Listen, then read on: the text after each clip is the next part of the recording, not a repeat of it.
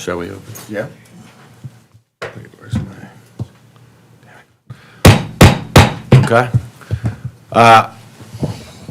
Opening mayor, this is the mayor of San Clemente, Chris Duncan, opening our meeting here of the San Clemente City Council of December 5th, 2023. Can't believe it's the end of the year. I have a point of order. Sure. Get a microphone that can also speak. Oh, I'm sorry. I was looking for mine. I was like, that must be it. All right. And nice festive colors in here. Welcome everybody here as we start our closed session. Before I ask for a motion on that, City Clerk, do we have any comments on closed session? We do have speaker cards for closed session. Item B2 is Brad Malamud. Hello, council. It is festive in here. I want to talk to this item about paying Gene James legal fees. In case you haven't read the details, which I have, the ugly details of this case, the JPIA denied coverage 3 times. Scott Smith took it upon himself, it appears, I don't think this council ever approved it, to try to convince the JPIA to pay or defend him. There's a reservation of rights. Well, I don't know if there was a reservation of rights. Anyways, to defend him.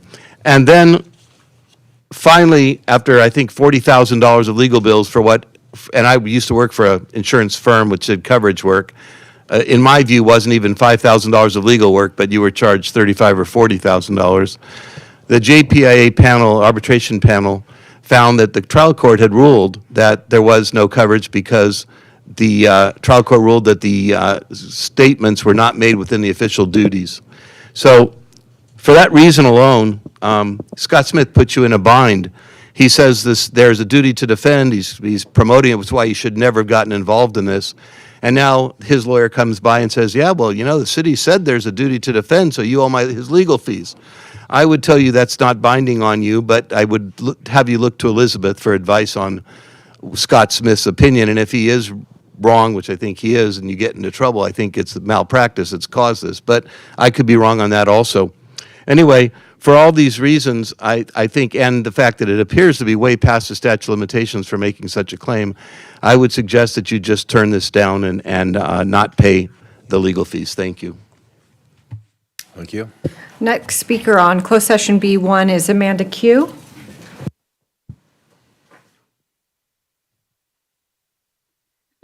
Happy holidays.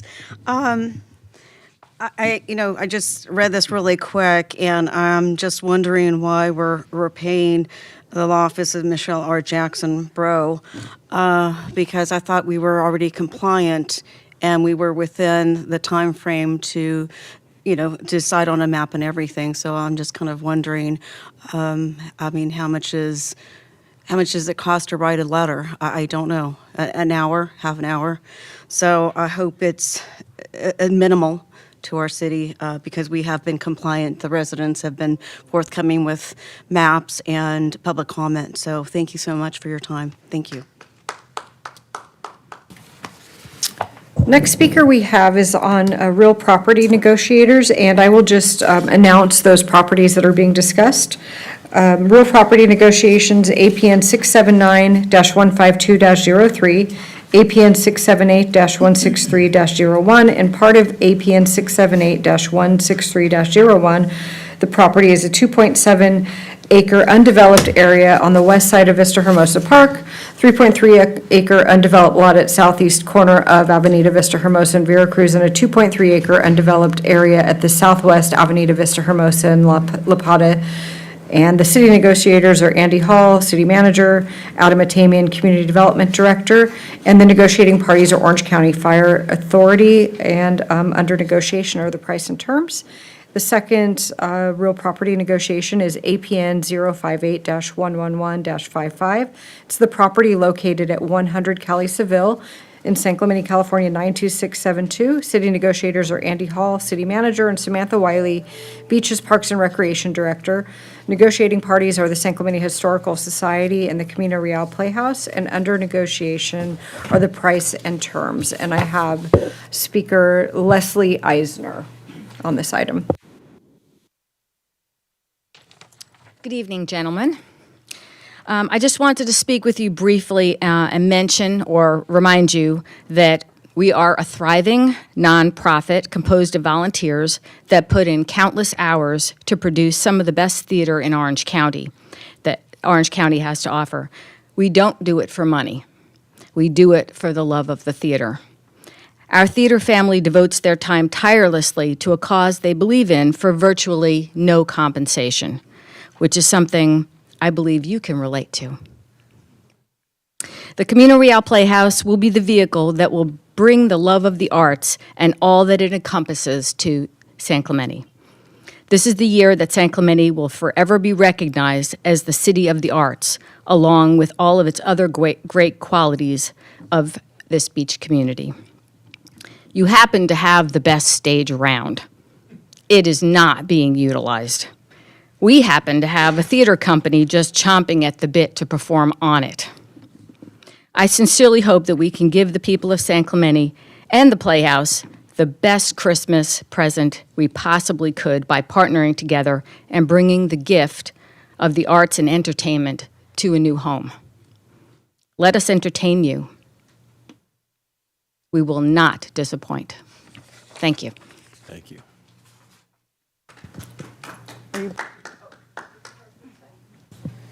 And Amanda Q. I don't know why I was walking away. I just submitted a comment card. So I just wanted to say that I'm very supportive of this, and as a person who was actually appointed by two city council members to be on the committee, one was turned down and one accepted. The Citizens Amphitheater was aware of this plan, and it was met with really positive results. So I just wanted to point that out, that there was some support, and I think that's a positive thought to go into the closed session discussion, that this is a good partnership to have and to use our community center for that. Thank you so much. No further speaker cards. All right. Does anyone have a motion? Move that we move to closed session. Motion is Leffler, second is Nobach. All in favor? Aye. Any opposed? Seeing none, it is unanimous.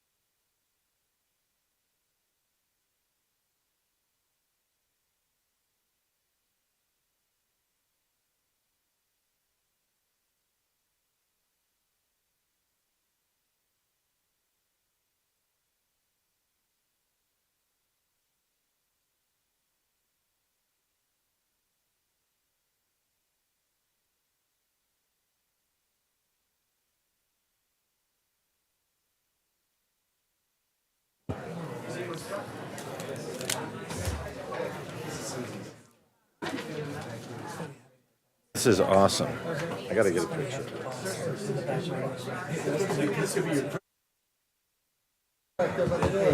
Chris, right after roll call, I'm gonna move that we move the special presentation before the election.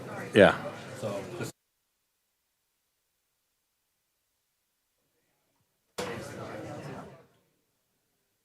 We all ready? Yep. Is Andy?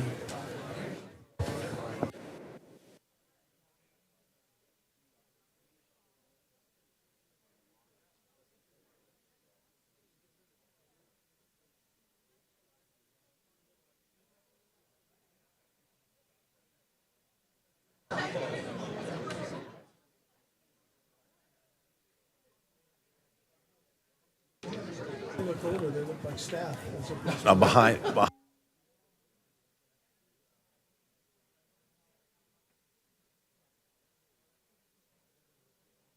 They rest when they're not running. Okay. we'll figure it out. All right, everybody, we're getting started here. This is your Mayor Chris Duncan for the City of San Clemente. Welcome to Triton Night, by the way, at City Council. We'll see Principal Carter in the back. Welcome to the City Council meeting for the City of San Clemente of December 5th, 2023. It's great to see all the kids out there, all the red. Thank you all for coming tonight. Before we do anything else, are we going to hear from the Madrigals City Clerk? Yes, San Clemente High School Madrigals, come on up.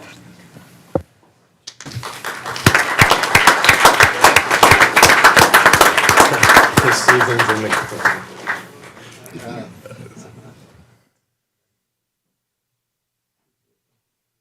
She's not singing. I think she was just getting.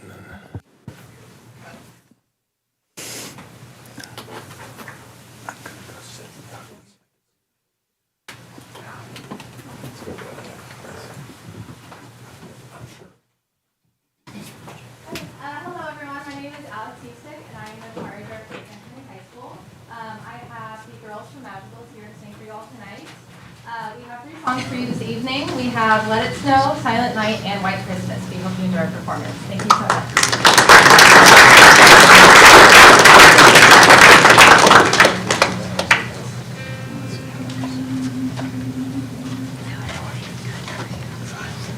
Weather outside is frightful, but the fire is so delightful, and since we've no place to go, let it snow, let it snow, let it snow.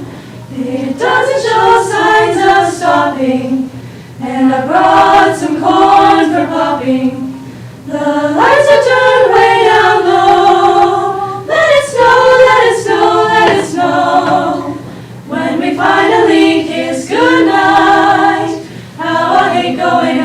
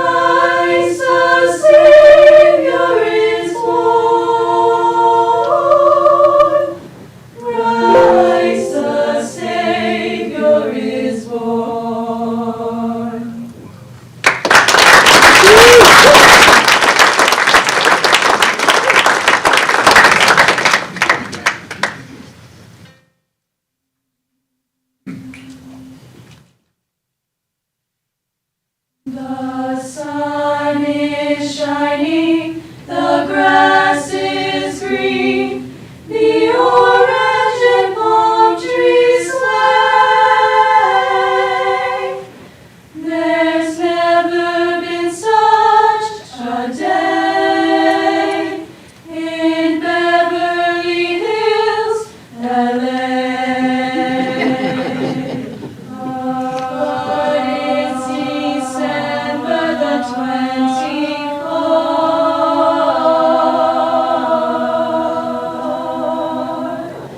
and I am longing to be up north.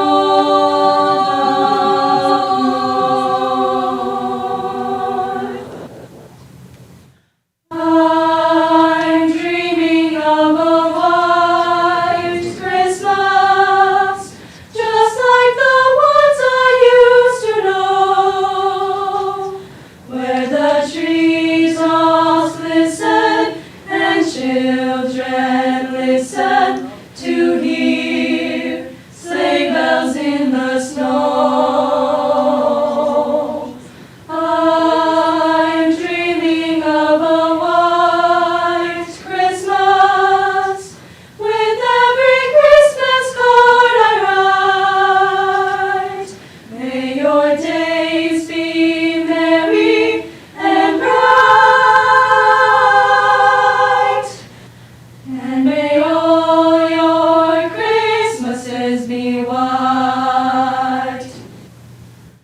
I'm dreaming of a white Christmas, just like the ones I used to know, where the treetops listen and children listen to hear sleigh bells in the snow. I'm dreaming of a white Christmas, with every Christmas card I write. May your days be merry and bright, and may all your Christmases be white.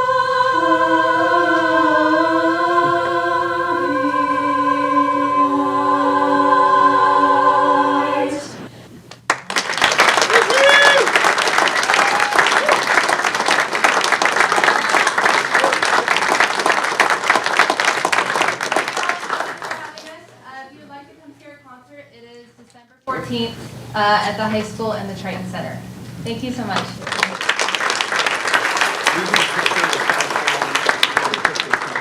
Councilmember,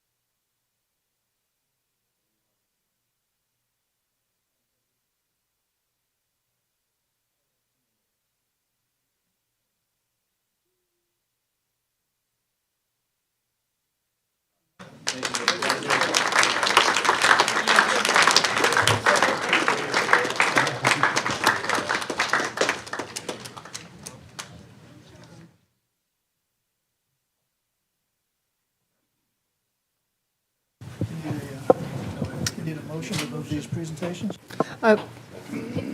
We'll do the invocation and then the Pledge of Allegiance, and then move on. Well, I'm calling the meeting officially to order, and we will start out with the invocation from lead pastor Holland David from Calvary Chapel of San Clemente. Please stand if you care to participate. Well, tonight is a night of celebration, and so let's give thanks. It says in your word, Lord, enter into his gates with thanksgiving and into his courts with praise. Be thankful to him and bless his name, for the Lord is good. His mercy is everlasting, and his truth endures to all generations. And Lord, it is a night to give thanks to you. We thank you, Lord, for our CIF Division champions, for our high school boys cross-country team. We thank you, Lord, for our South Coast League champions, our Triton football team, Lord. What an awesome accomplishment. We thank you, Lord, for this year with Mayor Chris Duncan, Lord, and the gift he is to our city. And we pray, Lord, as you now tonight welcome another new mayor into this next year, that your blessing would be upon him. And we thank you in advance for him. We thank you, Lord, for all that you're going to do through him and all that you're going to do through our city council, Lord, that you have blessed us with. I pray your blessing upon their families and their businesses. We know, Lord, it's a sacrifice for them to serve our community, and we love them. We thank you for them. We bless them. In Jesus' name, amen. Amen. Amen. Please stay standing for the Pledge of Allegiance. For this, I'd like to do something I haven't done before. I'm going to embarrass you, Coach Ortiz. Could you come to the front and along with Coach Luciano from the from the cross country team? I'd like to have you both up at the podium and lead us in the pledge. Again, please stay standing and place your right hand over your heart and start when the coaches start us with the pledge. I guess. Here you go. I pledge allegiance to the flag of the United States of America and to the republic for which it stands, one nation, indivisible, with liberty and justice for all. Thank you, guys. Okay, roll call is next. I will observe that all 5 council members are present. Do we have any motions? Mr. Mayor, I'd like to possibly move special presentations before items A and B on the agenda. Presentations A and B. Well, Two. special presentations 1 before A and B under roll call. Second. Okay, so the motion is by Councilmember Leffler, seconded by Mayor Pro Tem Noblock to move item 1, special presentations, up to ahead of what would normally be our next item, election of the mayor. Any discussion there? Okay. Yeah. All right. All in favor? Aye. Any opposed? No, it is unanimous. So, City Clerk, we'll go ahead and go into our first special presentation. Okay, the first special presentation is presentation of commendations to San Clemente High School Boys Cross Country CIF Division I champions. And we've got some certificates for them. So you can come on up to the podium.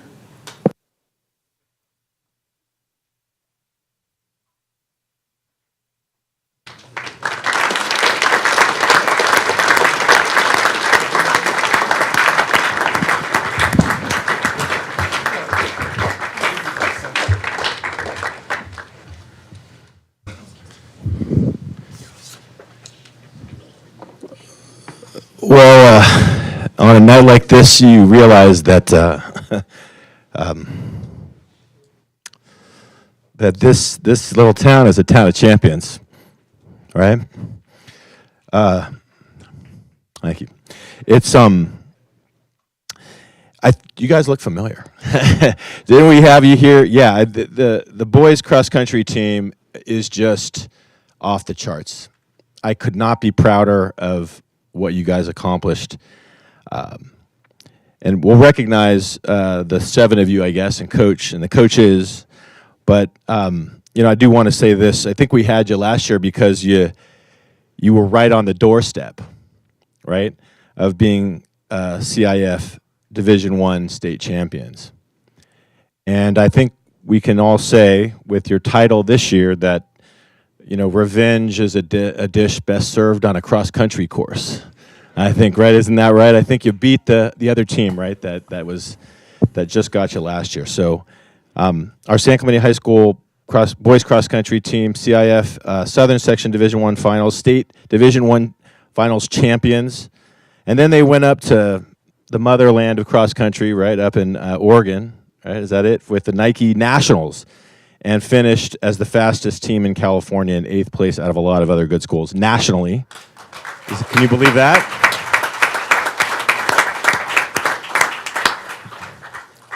And amongst other commendations on here. I do want to mention Coach here because I've got some more information. A San Clemente High School alum himself, right, Dave? That's awesome. That is so San Clemente. Also running cross country, of course, and participating in other sports as well. And then currently teaching at the high school as well. Love that. As we have Mark Enmeyer, council member, also a teacher at the high school. And then went to Ole Hansen Elementary School. Amazing. You've been on campus for a long time, Dave, one way or the other. And we have Tim Butler. Okay. And Tim, thank you for your efforts on behalf of these stellar student athletes as well. Athlete of the Year. Back in the day, huh? I like that. Football and track records. You had records for 50 years. Wow. Wow, you look so young. I don't know. Were you 3 years old when you were setting the records? Yeah, thank you for the coaches as well for bringing these young men to the highest potential, right? And clearly, that's what's happened. You know, it's always tough when you go through competition and you don't quite reach where you wanted to, but it's a measure of a person to come back the next year and overcome some of that disappointment, perhaps, of being right there and then go that next extra step, right? Every single day from that next year, I know you guys were working hard to get there. There's no higher honor, right, than facing adversity and overcoming it like you all did. So congratulations again on your championship, state champions. Love that. Give them a round of applause. Okay. And then I'll mention the individuals here, the individual runners, and then we'll get the council down here to take a picture with the team and everything again. But first off, Brett Ephraim, a senior, and boy, that name sounds familiar. I know I've heard your name a lot. So second place of all of D1 in California. You had D1 state honors, of course, third place in the CIF Southern Section D1 finals. All CIF Southern Section D1, all Orange County honors, and all South Coast League honors. That's a lot of honors. I know you're going to go on to bigger and even better things once you leave San Clemente High School. So, Brett, thank you so much for everything that you've given to our community, and congratulations. I'm going to give everybody the certificate of recognition here, but this one is presented to Brett.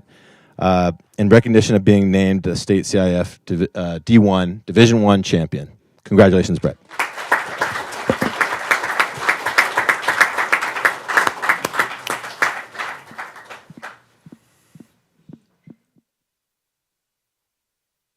Isaac?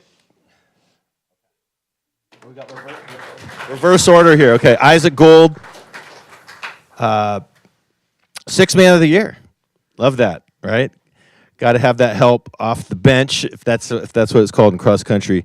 I know that we had our elevators down tonight, so I guess you guys got the extra work coming up the stairs. Is that right?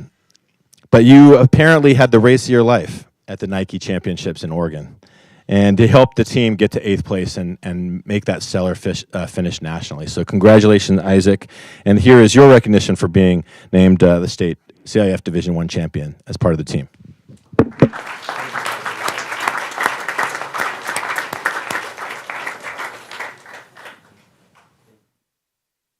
By the way, yes, I usually do wear a tie and a suit, but I think it was worthy today to wear the Triton colors. So. All right, another familiar name here, Kai Olson, also a senior. All Orange County honors, all CIF Southern Section honors, and all South Coast League honors. Congratulations, Kai, and I know you'll be on to bigger and better things too. Thank you for everything you've given to our community.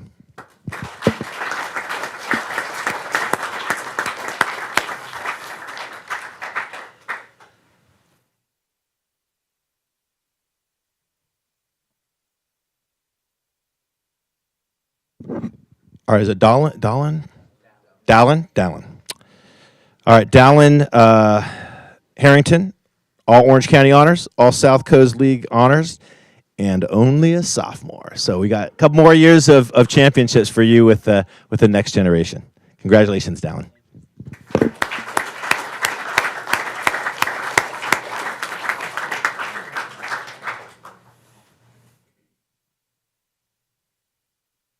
Johan Anderson. All right here. All right. What? A freshman. Woo! Love it. Here we go. Yes.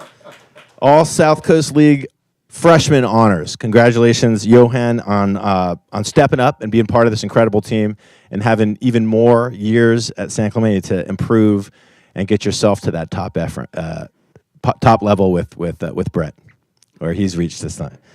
All right, you got a good inspiration there. Congratulations, Johan, on making the team and helping them become state champions.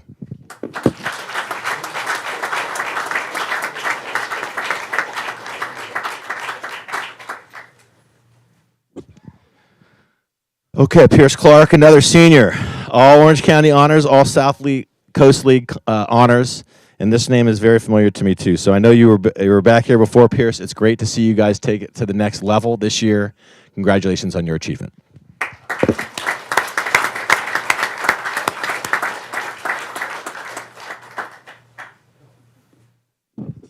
Okay, another familiar name, Taj Clark. Taj is a senior as well, also ninth place in California Division I, all California D1 honors, all CIF Southern Section D1 honors, and all South Coast League honors as well.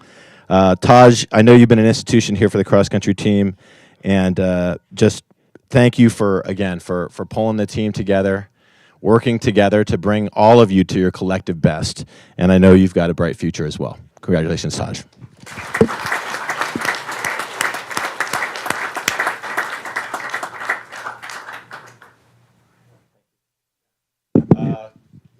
Well, Coach, do you want to say something?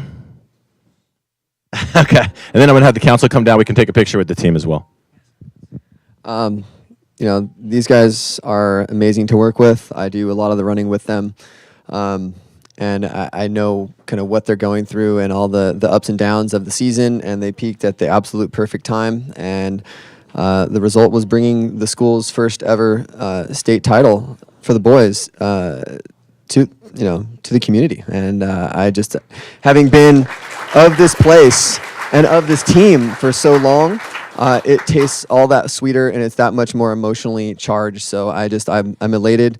My coaches, Jacques-Andre and Tim Butler, tireless, like constant hours put into these guys, both just the physical aspects of practice and then just the psychological and cultural building of this team. We're at a high water mark right now, but we'll strive to get there every year. So thank you guys. Thank you very much. This is our, yeah, I think so. This is our CIF D1 back-to-back title. We won one of these last year as well. So yeah, thank you guys. And it's been awesome. Thank you. All right, yeah, let's get one of you guys holding this. We'll take a picture. And also I didn't mention Jacques before, but I love your footwear. I'm usually the one wearing the rainbows, so well done, Coach. Yes, also a teacher.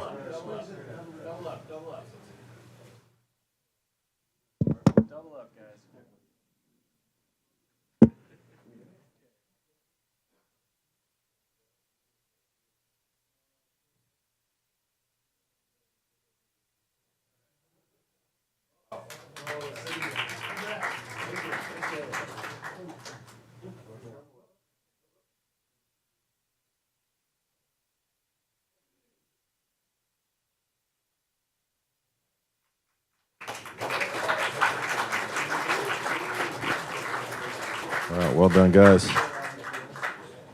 Yes.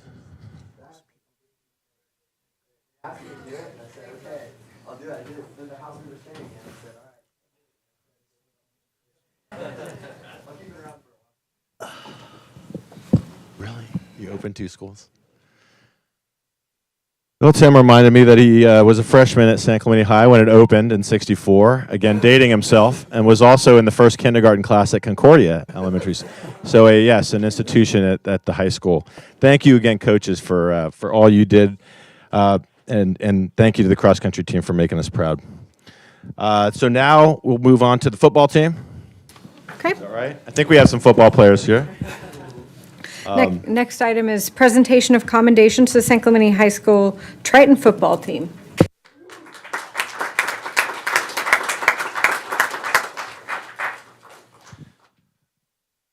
Well, it's good to see you guys again. And actually, I need to go up there. I'm so damn proud of you guys. And thank you for the honor, by the way, of being able to speak to you before the playoff game where we, as Coach Ortiz said, gave St. John Bosco everything they asked for and more for that game.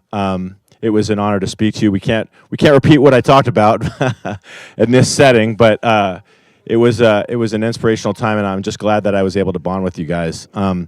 Thank you for making us proud, right? As well, I don't even need to look at the notes here. You finished first in the final South Coast League season. You were the only Orange County team to make the D1 playoffs. The only public school to make it. If you know anything about football now, right? These other schools are factories. They recruit players. They heavily pay their coaches. We're just a little town that comes together and make it happen, right? We're the Tritons, right? So we don't need that other stuff. And just to see you guys pull together, to see you, as I mentioned, overcome that adversity during the season with a tough game and to bounce back off a bye and just get right back to business. You're a great example for the youth of our city, and you make us look good. So I'm just really proud of what you guys accomplished here this year, pulling together and, again, getting a tough draw in the playoffs, but not letting it get you down, stepping up and playing your hearts out and making us proud every second you were out there. So can't wait to cheer on those of you who are back again. And I'll invite the coaching staff up here to say a few words as well. And then I do have a certificate, but I it's like we're going to need more challenge coins here, Coach. Thank you. Thank you, Victor. Yeah, I have a bunch of our mayor's challenge coins that I'd like to hand out to as many of you as we can. We'll get the rest of them to you. But as I look out there and I see you guys coming here and lining the halls, it just makes me, again, incredibly proud that we have a team of young scholar athletes with again, Principal Chris Carter in the back that do it right? I think one of the stats I didn't mention, maybe you can fill it in, Coach. I know we had a number of scholar athletes that finished with a 3.8 GPA or above. And I know the kind of practice schedule that Coach Ortiz keeps, and it's hard to do that, right? So more credit to those student athletes as well for excelling in the classroom. Coach, it's an honor to have you here, and you've been wonderful for our program, and you're a great role model and example for our young men who eventually get into football here. And I'm a father of young kids as well, so that has a special meaning to me, and I'm so honored to have you here today and celebrate the team. Thank you.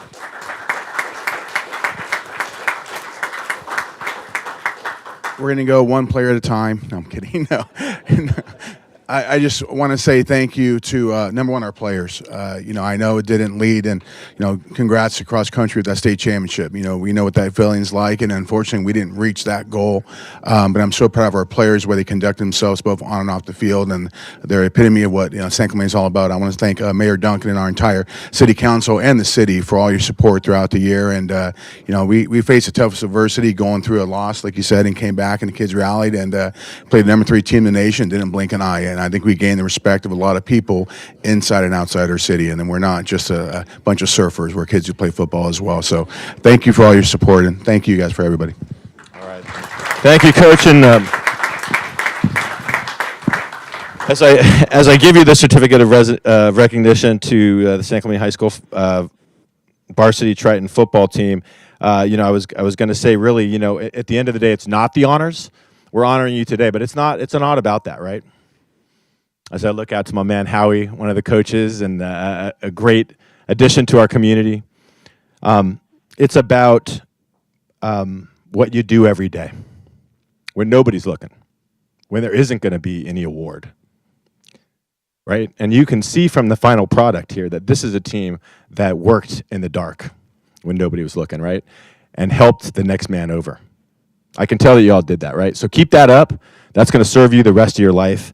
So in honor of the San Clemente City Council and the City of San Clemente, Coach, we're giving you this recognition for being the South Coast League champions and our champions at heart for all San Clemente residents. Thank you guys again.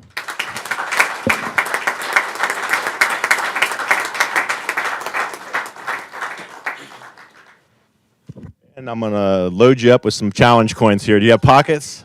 I do. Okay. And these are Mayor's challenge coins for all the guys out there. And of course, we'll get more. But thank you, guys. Wait until you're 21 to use these, though, if you know anything. All right. Take care, everybody, and thank you guys for coming. Appreciate it. Can we get everybody down here for a picture, by the way, Coach? Can we get everybody down here for a picture? Let's crowd in here and see if we can get a picture, guys.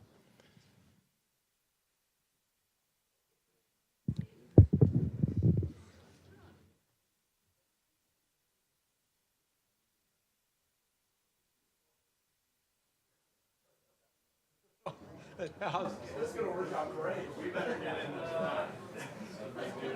Let me get on Duncan's shoulders here.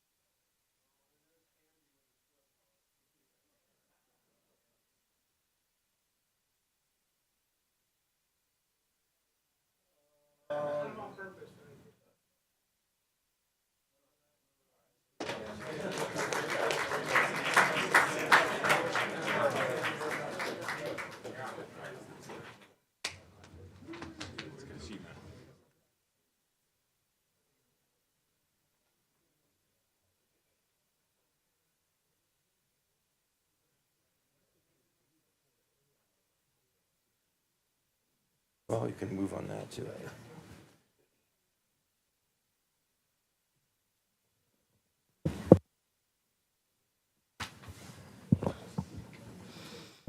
Well, now all the fun stuff's done.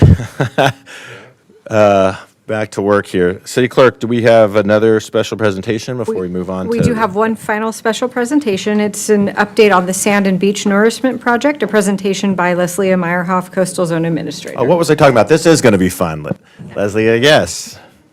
The attitude. Exciting stuff here. Good evening, Mayor and council members. Nope, it's the other one.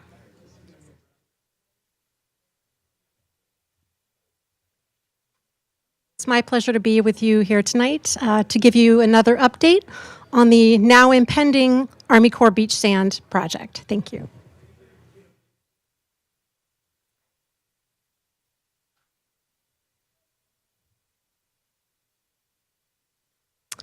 So for those of you who are not familiar with the project, I want to quickly recap the overall project description. So this project will create a brand new beach in the city, 50 feet wide by about 3,400 feet long. The project is centered around the city pier. Sand will be placed to the south and to the north of the city pier. The project footprint is shown here in this aerial photograph. And importantly, this is the start of a 50-year project.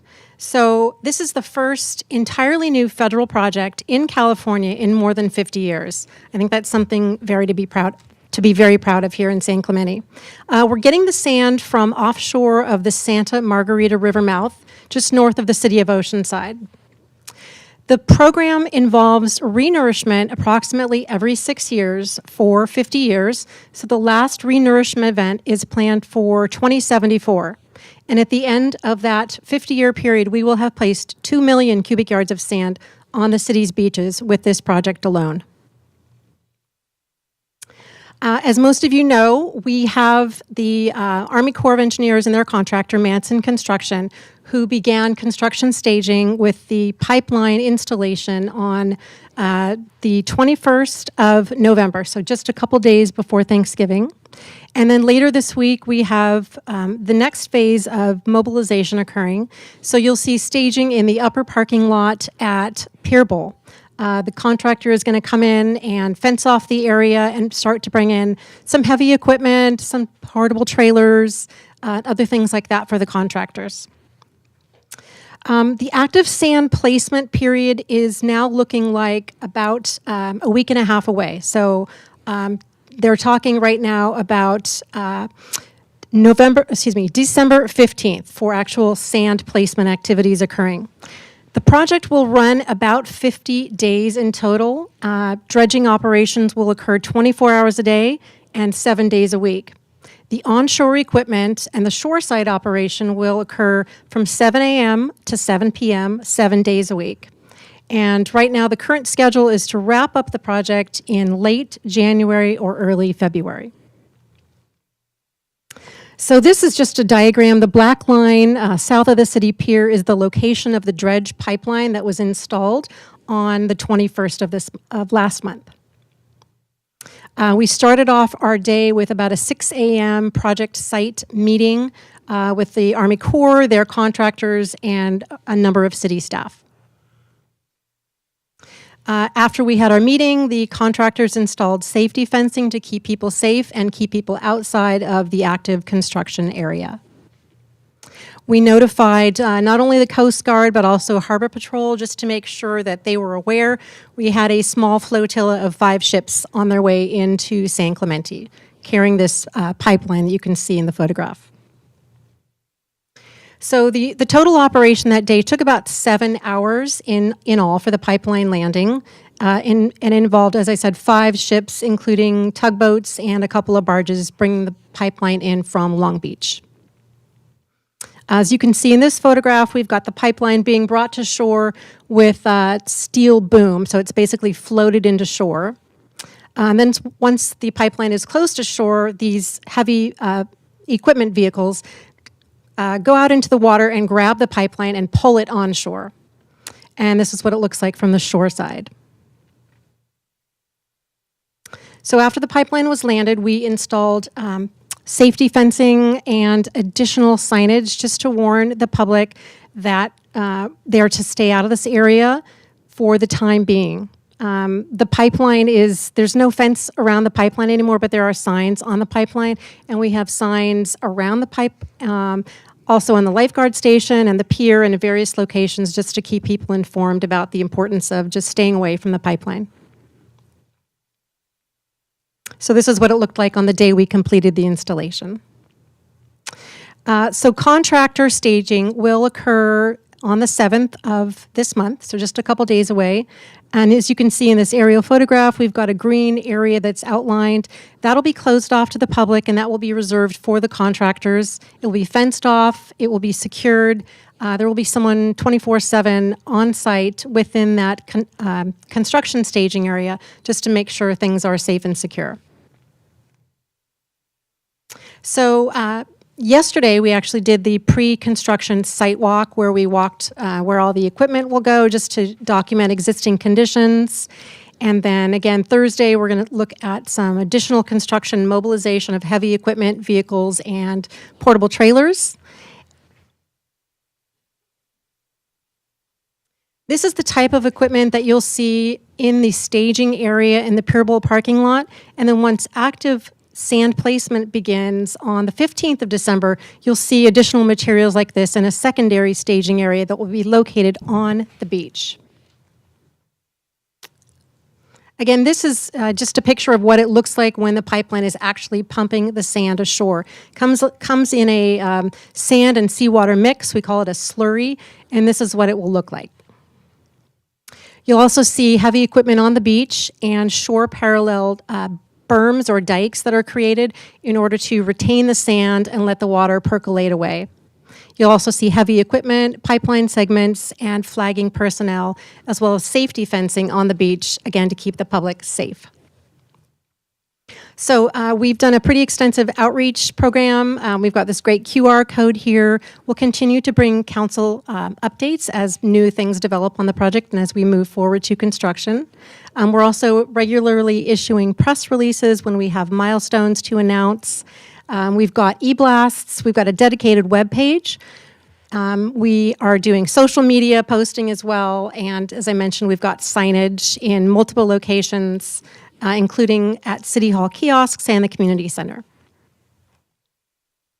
So this is our website dedicated specifically to this project. It's san-clemente.org/beach sand. And there's a wealth of information there. I encourage everyone to take a look at that. We've also got a fact sheet, which is kind of a high-level overview of what is entailed in the project and the schedule. And then just some of our partner logos here. Of course, we could not do this without State Parks, who gave us a lot of funding support throughout the duration of this project, planning stage as well as construction stage, and of course, the Army Corps of Engineers, our federal partner. Just a shot on the beach with our little flyer. And we put together some fun information on the website, just the project by numbers. So I just encourage you all to check this out. I know you've got a full agenda, so I'm not going to run into that in any detail. Again, just the public safety component, we can't stress enough how important it is that we have cooperation and patience from the community as we move forward. We're going to have a lot of heavy equipment on the beach. We do not want to have any conflicts, so we're really asking the public to please pay attention to the signs, to the safety personnel on site, to the flagmen. Just please respect what we're doing as we are working to restore the public beach for residents and visitors. This is just an example of some of the signage you'll be seeing later this week. This is the Army Corps standard signage that will be installed, and this will be at the staging area in the upper parking lot at Pier Bowl. And that concludes my presentation. Thank you very much for your time, and I'd be happy to answer any questions. City Council, any questions for Leslie here? I don't have a question for that. Do we have any comments? We have one speaker card. Would you like to hear that now? You want to hear the speaker? Yeah. Well, we could ask questions from the staff before we hear from the... I have one question. Sure. And you want? Go ahead. Just on the fact that this might be an El Nino year, are we worried about that? Should we be worried about that? How are we preparing for that? The contractor, we've asked the contractor, they have a lot of experience working on the Gulf Coast and the East Coast under hurricane conditions, so they're not particularly troubled about big storm swells or rain events or anything like that. They can operate it under those conditions. If it becomes too extreme, they would demobilize for a day or two to let the worst of the storm pass.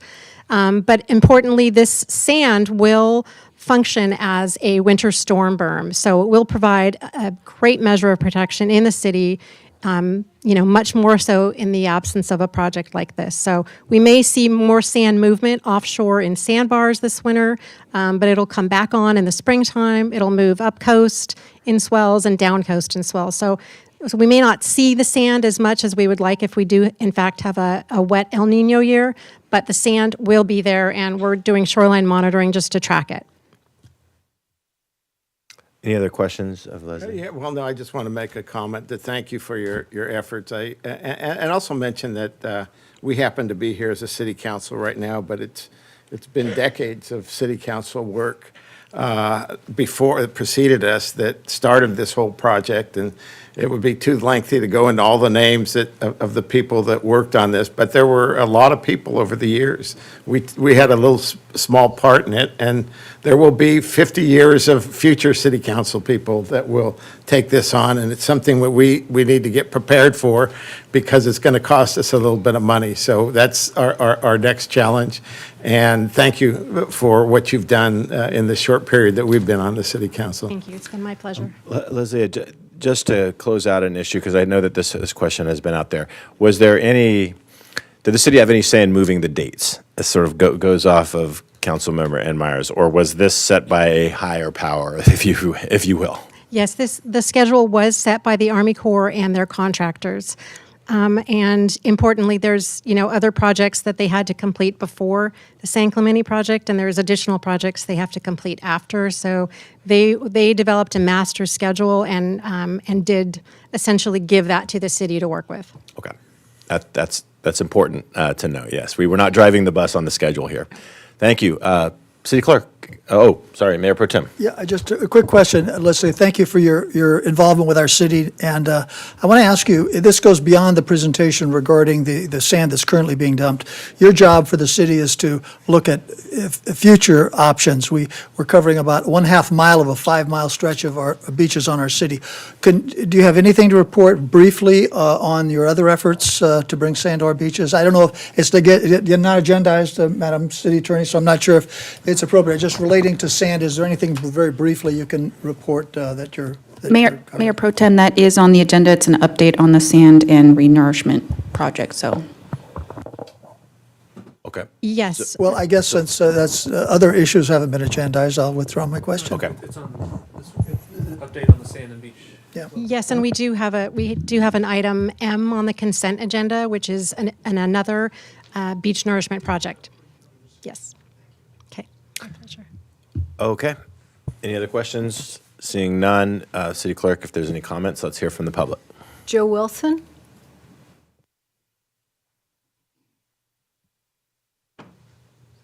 Good evening, everyone, and I very much appreciate the opportunity to briefly speak to you. Leslie and I actually talked this morning about this subject. In short, I think all of us remember last March that we had a tremendous storm that swept away most of the sand on all of our beaches, except for one area, and that was where the Lost Wind volleyball courts are. Why did they survive? Because there was a lot of sand bermed up around those volleyball courts. Everything north and south, I have a lot of pictures of it I can share with you, just got hammered. So what I'm asking you to do, and again, I had the conversation with Leslie this morning, is please support whatever efforts we can trying to preserve this sand and be on top of the weather, the forecast for north and west swells, which rips that sand out, takes it out to the water. We can bolster what they're doing with the sand with this project by piggybacking the city's wintering project, pushing sand up, and making sure we stay on top of that to preserve as much of the sand as we can.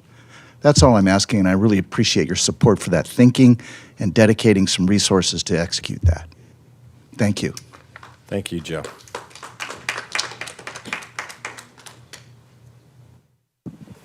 Okay, no additional comments? Okay. So No with- additional comments, and that's reserve and file or special presentations. So Okay. with that, we can move back to the top of the agenda. Election of mayor and mayor pro tempore. Mr. Mayor? Yes. I just think possibly we should address item B before item A, since one affects the other. If we could maybe address that first before we do the actual election. Okay. All right. Do we need a motion or anything, City Attorney, to move that up? Okay. That's the motion I'm making. Is there a second? Sure. I'll second it. Okay. Motion is to move B up ahead of A here.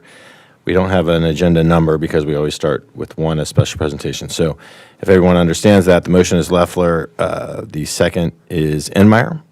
All in favor? Aye. Any opposed? Okay. It is unanimous. Okay. So then we are on to, well, go ahead, City Clerk.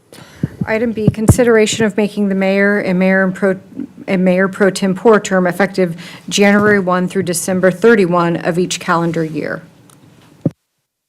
Okay. And I know we'll have speakers on this, but I'll introduce the item because I put it on the agenda. The idea here is that having gone through a couple of these kind of awkward items, which is set by our policy, it just seems sort of strange that you kind of switch chairs in the middle of a meeting, and the person who didn't know they were going to be the mayor is all of a sudden running the mayor. And usually this is our last meeting. We do we still have a meeting set for the 14th, or we? have to decide that. We are anticipating not having a Okay, meeting we're on December anticipating 14th. that this would be our Correct. final meeting of the year.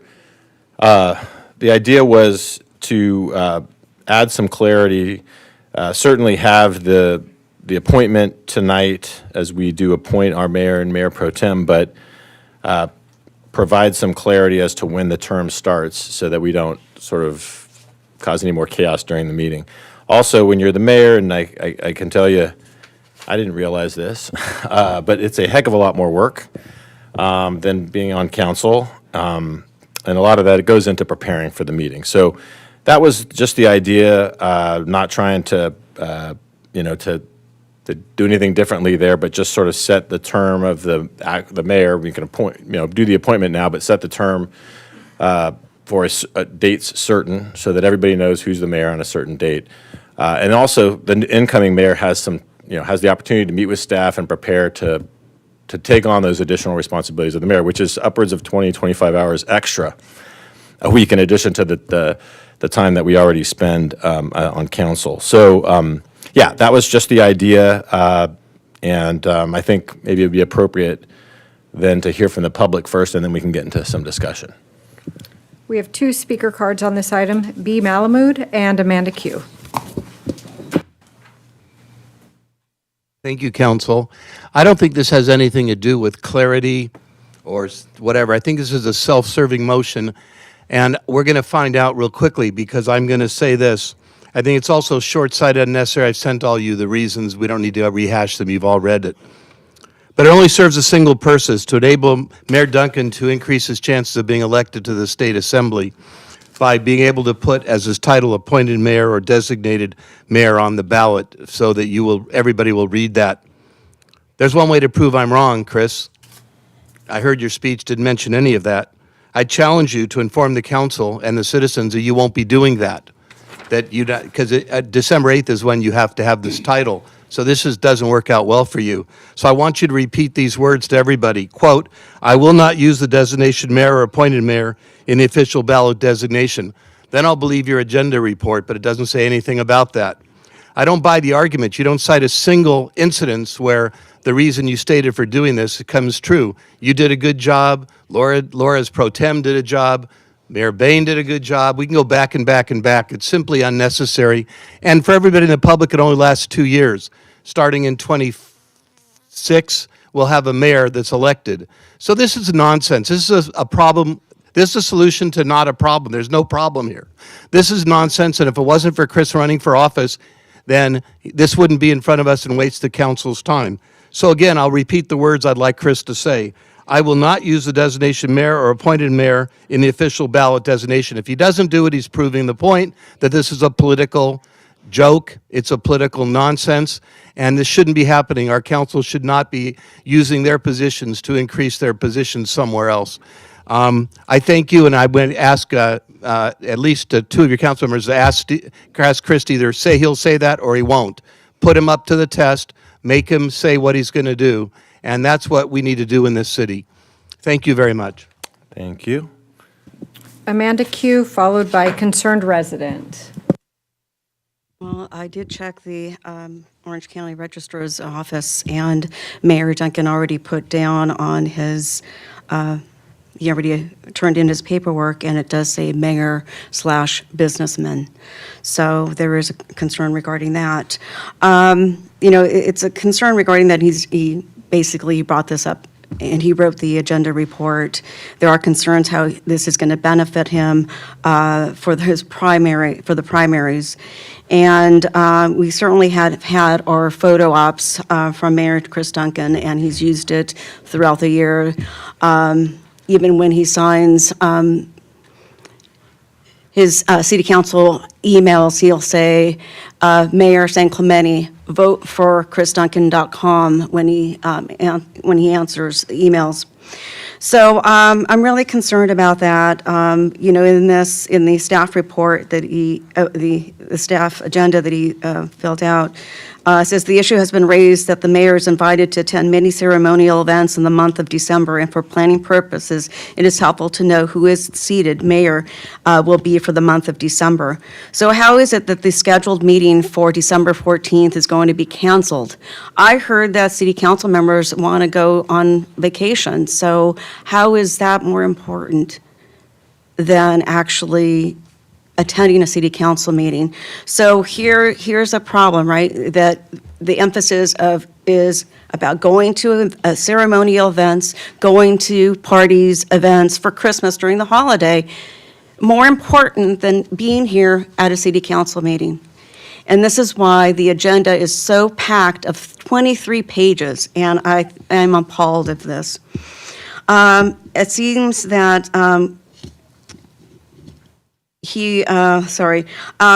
one of the concerns is that this has never been done. I have a list of all city council members and mayors going back to 1928, I think. And, everybody was able to be a mayor. It went from mayor pro tem to mayor. There wasn't any time for, okay, I don't know what I'm doing here. I think that if a city council member wants to be mayor or mayor pro tem, then they have the experience to do that. And if not, step aside. There isn't a time for preparation. It's either, you can fit the job or you can't. So, Mayor Pro Tem Knobloch, he served as a city council member before, and he's been Mayor Pro Tem during this time frame, this whole year. So I think I'm confident to say that he should be mayor. Thank you. Okay. Thank you. Concerned resident? I only have experience going back to 1996, but I give all 5 of you the benefit of the doubt that you are capable of taking over that chair tonight. It's never been a problem. I'm concerned as to what some other speakers brought up as to if there isn't some sort of a nefarious type reason that our current mayor has asked for this. I request that you not change it, and also if you're going to change it, then do all the committees need to be changed? Because they'll just take over right then when they're selected as chairperson. So please, keep it the way it is. Thank you. Okay, thank you. Any other comments, City Clerk? No additional public comments. Okay. Any discussion? Yeah, I'll make a couple of comments. I'd like to propose a modification to this measure, because I do think there are some valid points that are brought up. It's always awkward, the last few that we've seen, you're moving seats around and all that. What I propose is we go ahead and we have the election. We elect the mayor, we swear in the mayor. But for the purpose of this last meeting, since the sitting mayor has made the agenda and has gone through all of that the sitting mayor goes ahead and completes this meeting. What that gives us also an opportunity to do is the first meeting that we have after this, whether it be on the 14th or the 1st, whatever, the mayor that's been elected and sworn in gets to have, we seat the mayor, has a chance for their family to come down, because we don't know who the mayor is going to be beforehand. They can come down, we can do a little pomp and circumstance and seat the mayor in the new seat. The family can be here for the photo ops, but the bottom line is whoever we elect tonight will be the mayor tomorrow. It's just for moving seats, and that's my modification or my compromise that I'm proposing. And if I get support, that's great. Any other discussion? Yeah. I don't really see a reason to modify it this year. It's been this way as long as I can recall. I don't think it's that much confusion to have a new minute. Everyone seated up here could step into the job. We have the help of our city attorney. We have the helps of our clerk, and we've been. Each one of us has been serving on boards or commissions for probably decades, so we know how to run a meeting. There isn't really a need for the training, and there is actually no training that goes into it. So As much as I haven't heard a compelling argument about why we should change, and I think we just keep the system the way it is right now. Okay, any other discussion? I understand the concept, Mayor Duncan, and clearly the agenda-setting concept is important. Even this evening, you have arranged for these teams to be here. You had the materials presented, and you did the presentation. So I can see there's a need to do that during a busy holiday season. One thing that did concern me a little bit is the political concept. And I don't want to make it political because we're all political. We all have interests, public policy interests that we all advocate in our lives. And I didn't have a problem with someone that sets the agenda, completing that agenda for a reasonable period of time. The question was raised on the ballot designation, and someone mentioned, I don't know if this is true or not, that you've already turned in your papers, as many of us have that are running for things like Central Committee and other positions in the county assembly, whatever, and have to put on those forms that have to be submitted, ballot designations. And it would concern me if this would allow you to indicate, Mayor, but it sounds like you've already put in your paperwork with the Registrar of Voters. Is that correct? I mean, City Attorney, I don't know that we're supposed to be talking about the political aspects. Well, Or is there, if there's no restriction, I have no problem with it, but I feel I'm very. not sure what the question is. Is The this- the question was have the Registrar of Voters paperwork already been turned in? I know you're running for state assembly, Yes, everyone knows that. it's already been turned in. And it So does indicate. There goes the argument. Does indicate mayor, right? So you're not getting any advantage by doing your ceremonial There's duties. no for the- advantage either way. Okay. No. Okay, I don't have any other questions. Any other comments? Well, last thing I'll say, just to address, I'm trying to take the politics out of it, basically. We'll have a mayor tonight, they'll be sworn in, they'll be the mayor. Whoever that mayor is, I would like to have the opportunity for their friends and families to come when they get seated and kind of make something of it. It's not going to change whatever the mayor has put on his ballot designation is done. We'll have a new mayor tonight, it'll be the same thing, he'll just finish out his agenda, and whoever the mayor is tonight will do the same thing next year. We'll finish out their agenda, and then we'll have a new mayor. I stand by that. I'd make the motion that with the modification that. And I'll second the motion. Does everybody understand the motion? So the motion is we're going to go forward with the vote after this, but the appointment will not take effect until after, I guess, at the conclusion of the meeting. Appointment will take effect at the conclusion of the meeting tonight. I thought you said it would take effect, but he would run. Oh, well, that's semantics. Okay, I don't know if an hour or two makes a difference, whatever. City what I- manager, city attorney, do you have any? I would suggest that you make the motion to have the effective date of the mayor be perhaps the adjournment of the meeting based on what sounds like you're proposing.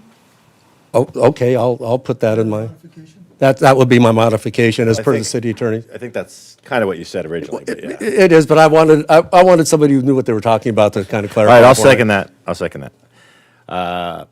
Any other motions or anything? Okay. Councilmember Enmeyer. Aye. Councilmember Leffler. Aye. Councilmember Cabral. No. Mayor Pro Tem.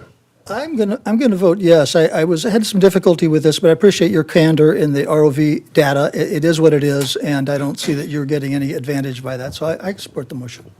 And I'm an aye, passes 4-1 with Cabral as the no. Okay. Next item on the agenda is the election of mayor and mayor pro tempore. We do have a couple of speaker cards. Would you like to hear those before? I think they want to comment in advance. I do want to hear those before. I am wondering, City Attorney, there were some misunderstandings the last time that the council did this, before you were here. I'm wondering if we should get clarification on the rules of how or maybe the city clerk who can give us that I clarification. have a brief presentation, just. Okay, so then let's, of this. I think let's hear your presentation and then we'll hear Okay. the comments, yeah. Next, So I'll just quote our current policy, and that states that at the first regular city council meeting in December of each year, the council shall elect from its members a mayor and mayor pro tempore. The mayor and mayor pro tempore shall assume office immediately upon the election. You've just modified that, and that's okay. We can reflect the policy, we can make that policy change later. The nomination of the mayor is conducted by the city clerk. Once the new mayor is elected, that member of the council conducts the vote on mayor pro tempore. The method of nomination in this respect is an open nomination solely by and from within the membership of the presently seated city council. Nominations cannot be accepted from members of the public. No second is required for nomination, although sometimes one or more members will second a nomination to indicate endorsement. In no event may any one member nominate more persons than there are offices to fill in the respective selection. When it appears that no one else wants to make a nomination, the chair of the meeting asks one final time if there are additional nominations. If there is a no response, the chair then declares the nomination of mayor and mayor pro tem is closed. It's unnecessary to have a motion to officially close the nomination, yet if a motion is made, it requires an affirmative two-thirds vote of the members present. After nominations are closed, a majority vote is required to reopen the nominations. Nominees are voted on in the order in which they are nominated. As soon as one of the nominees receives a majority vote on those members present in voting, the mayor or chair then declares that the person elected to represent to the respective office, and no vote is taken on the remaining nominees. And just a final note, under Rosenberg's Rules of Order, the present voting system would not count abstention votes on the motion. So I will open the nominations, and then we will vote on Question, we're Public going to hear from the public, I think. finalizing my presentation. Oh, I'm sorry. My apologies. Just that I will, and rounds of voting shall continue in succession until one nominee is elected. So I will open the nominations, and we will go in the order that they're received when we begin the process, After the public speakers? after the public speakers. Yep. Any other questions for city clerk? I just want to clarify. So because we have 5 members present, in order to be appointed, I guess, there needs to be 3 votes. Correct. Okay. All right. A majority. And on your presentation, it said once the mayor is elected, they'll preside over the mayor pro tem. But we've kind of modified that to finish the meeting. So will will Mayor Duncan preside over that mayor pro tem? Because we said, You can, or I'm happy to do it, whatever council's preference. okay, perfect. That's fine. Okay. You can do it. Doesn't sure. matter. Okay. Yeah. Okay. Any other questions of the city clerk? No. Okay. Okay. We'll hear from the public. All right. B. Malamud. Thank you. Just a point of clarification, Chris Duncan has to have his designation as appointed mayor, if he can even have it. I think he can't even have it. I think he has to strike it. But the state law requires that if you're an appointed mayor, it has to designate appointed in your designation. Talking to what's happening tonight, Steve Noblock has served a year as mayor pro tem, and with rare exception, the mayor pro tem becomes the mayor by a vote of the council. It's a ceremonial job so that everybody knows. It has actually no power. The mayor can't do anything or promise anything, or they have the rules, under the rules of San Clemente, they can run the council meetings. They can obviously go out in public as the mayor, but it's a ceremonial post. It's not like a mayor of Los Angeles or some other city. And I'm afraid that what's going to happen tonight, hopefully I'm wrong, is there's going to be, if you will, a coup d'etat with Victor Cabral getting the mayorship. And it's just wrong on so many levels. Victor's been on the council 1 year. He needs to be, and I think he should be if he wants the job, of mayor pro tem for a year. Or Mr. Enmeyer. Loeffler, I think, will be out of power, so he's not going to do it. So that's how it's always been done in San Clemente unless there's some political friction to stop it. I haven't seen that from this council. They seem to get along just fine. They seem to be all doing a very good job.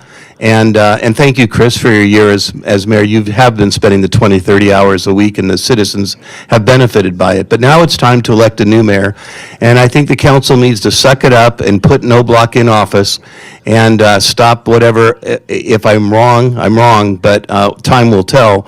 But for Victor to take it as shameless if you do it, I think you're a better man than that, Victor. I respect you very much.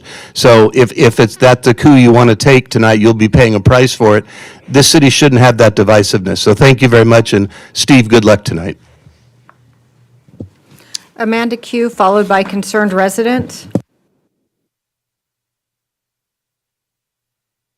I have a presentation, please. I think that item B should have went before this. Next slide, please. 3 gift bags were offered to city council members following the vote to reopen pickleball courts at San Gregorio on November 9th. Unethical behavior, or even the appearance of it, should be avoided. The city attorney advised them not to accept these gifts. The individual in the white shirt offered a gift to the city manager, and he refused. Next slide, please. Engaging in unprofessional dialogue with constituents and staff should not be tolerated. Just recently, a GOP lawmaker screamed curse words inches from Senate pages. And the reason why I'm bringing this up, a member of the House majority said, thought that it's appropriate to curse at some of these young people. I was shocked when I heard about it, and I'm further shocked at his refusal to apologize to these young people. This is DC politics, and Councilmember Cabral cursed at me following a city council meeting, telling me to F you. I'm appalled by this, and this should not be tolerated. Next slide, please. A fellow constituent and I were asking about the gift following the pickleball court vote and his conduct. Councilmember responded, "I'm not going to run for election. I returned the gift to the clerk," as he mentioned this in front of the city attorney, the city manager, another resident and I. And another thing that the city Councilmember Cabral said, "That's what I hear about you, F you." The conversation was in front of the city manager, and he stated it to me. There was no cursing, no screaming, no allegations, and there was no blocking by us. The cursing took this was in front of so the cursing took place as Councilmember Cabral was leaving the city council meeting. Council members should listen to their constituents, especially their criticism, which is protected by the First Amendment. It's free speech. If they don't like what is being said, they don't have to respond. Councilmember Cabral has not apologized to me. Next slide, please. Policy 1201-1 should be changed to selection of a mayor and mayor pro tem. It's not an election per election code. Next slide, 2 slides over, please. Donation to Chris Duncan State Assembly. Should Councilmember recuse himself? Councilmember Leffler recuse himself. Should he abstain for the vote for mayor and mayor pro tem? Of course, he donated that. He donated money to Chris Duncan. Next slide, please. Here's the 460 form. It clearly says March 6, 2023. He donated $500. Next slide, please. Of course, Mayor Duncan's parade of problems. I wanted to bring this up in case Mayor Duncan decides to run for or to go for another term as mayor for this. Thank Next you. slide, Sorry, please. your time is up. Next comment. Concerned resident, followed by Donna Vidrine. I want to express my gratitude for your dedication to our beautiful city. But I also want to acknowledge Mayor Duncan, Councilman Cabral, and Enmeyer, who on November 9th decided that the quality of life for all residents of this city is less important than providing pickleball courts in a residential neighborhood. These 3 really dupe not only the residents who have endured years of exposure to the incessant noise from pickleball, but also all tax-paying residents by spending $1,200,000 of our tax dollars to build 8 new courts in a non-residential park with the agreement that the courts in San G would be closed. We should all find this very troubling when you take into account that the council was well informed that more than 30%, what happened to the mic? That more than 30% are non-residents that are using our courts, as evidenced by the petition obtained from the players in San G Park. Of course, these non-residents want San G courts kept open as they live north of our town, and they don't want to be inconvenienced by driving a couple more miles to Steed. Slide, please. Who was instrumental in reversing Cabral and Ann Meyer's votes to close pickleball courts in a residential area? The bearer of these gifts is a Dana Point resident who falsified his address, claiming to reside in our town. All three were made aware of these facts prior to reneging on their promise to actual San Clemente tax-paying residents who have suffered for years as a result of the ill-advised placement of the loudest activity you could possibly place in a city park. So why am I discussing this under item A? Because these supermen heroes of non-residents should not become our mayor or mayor pro tem. We deserve leaders with good intentions who make promises and have good character to keep them. And we have two of them, Mayor pro tem Knobloch and Councilmember Loeffler, both who have demonstrated that their obligation is to ensure all San Clemente residents have equal rights and of the peaceful enjoyment of their home. These two are deserving of the title Mayor and Mayor Pro Tem. Thank you. Donna Vadrine, followed by Sarah D'Agostino, representing Supervisor Foley's office. Greeting council members. I am a strong believer in representative government. I feel my vote and my voice matters.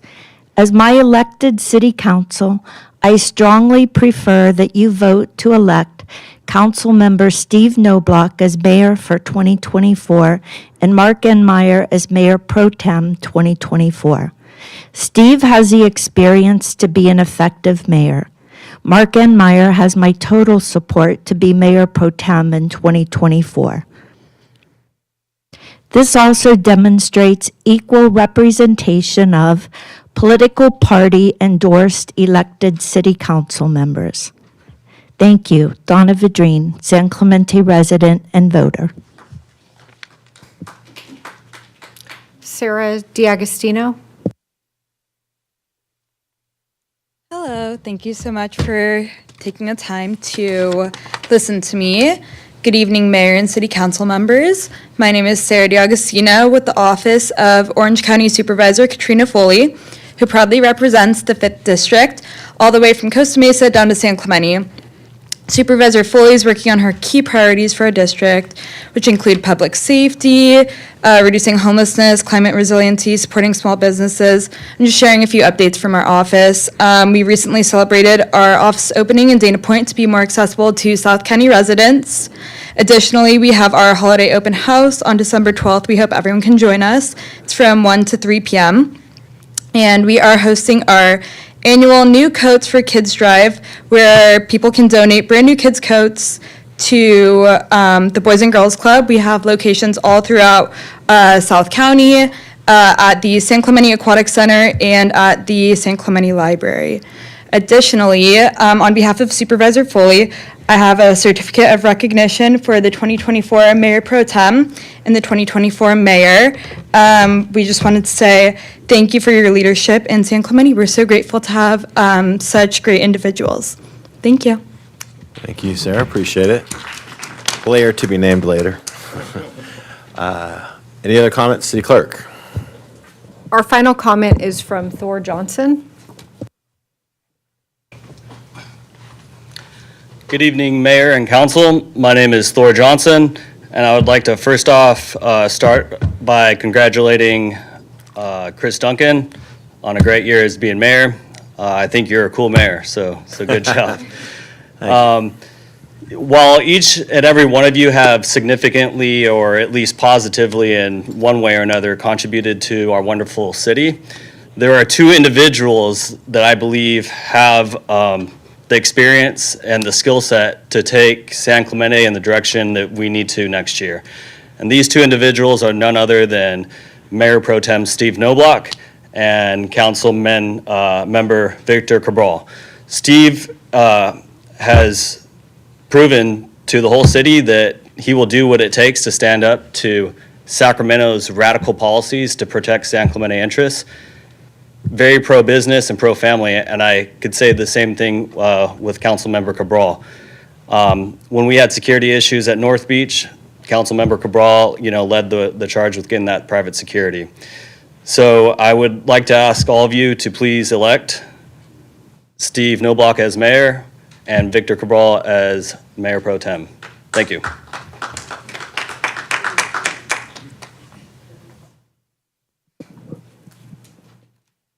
No additional speaker cards? If you're Okay. ready, we I can- would announce that I'm willing and able to serve as mayor if my council colleagues so choose. Okay. Are you nominating yourself? Is that okay? City Clerk, are you accepting the nominations? Yes, Okay. I've opened the nominations. Any other nominations? I'll nominate Councilmember Victor Cabral. And I will nominate Councilmember Mark Enmeyer. Any other nominations before I close the nominations? You need a motion to, Hearing none, Close them? you don't need a motion. Hearing none, we will start with Mayor Pro Tem Noblock was, Could I make just a quick statement here? I'm really excited for 2026 when this decision is Yes. made by the people, not by 5 members up here. I also want to say that I respect every single person up here, and that my decision tonight is in no way indicative of how I think of you personally. I truly enjoy working with everyone up here, and I look forward to continuing to work with everyone up here. All right, thank you. Yes, okay, City Clerk, what is the next step? We have 3 nominations. begin with the nomination of Steve Noblock. Okay.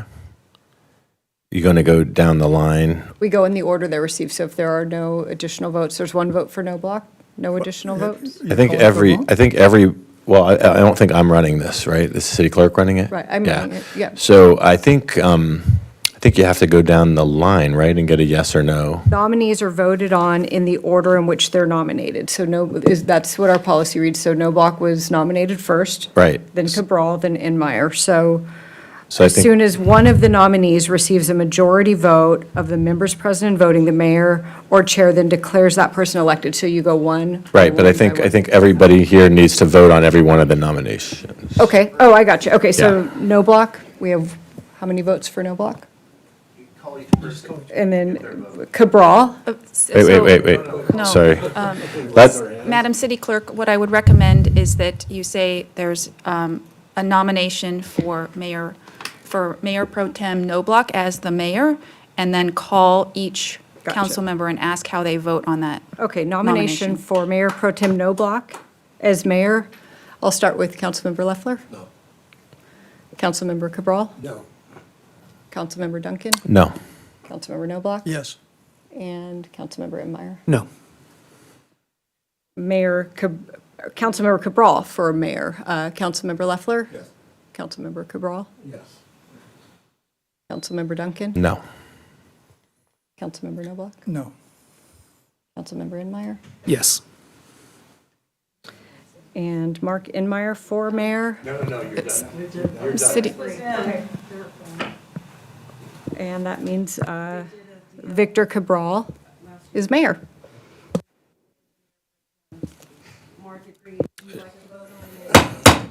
No, it's not time for public comment right now. City Clerk, okay, so we have appointed a mayor. Now, normally, again, Councilmember Leffler said that the mayor would run the mayor pro tem, but, We're going to let the clerk run the. okay. Do I have nominations for mayor pro tem? I nominate Mark Enmeyer.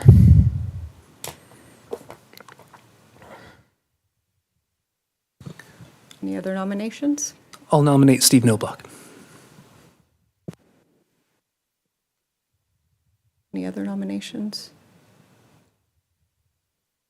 Hearing none. Mark Enmeyer for Mayor Pro Tem. Councilmember Leffler. Yes. Mayor Cabral. Yes. Councilmember Duncan. Yes. This is for, For Inmeyer? no. No? And Inmeyer? Yes. Yes. All right, Mark Inmeyer is the mayor pro tem.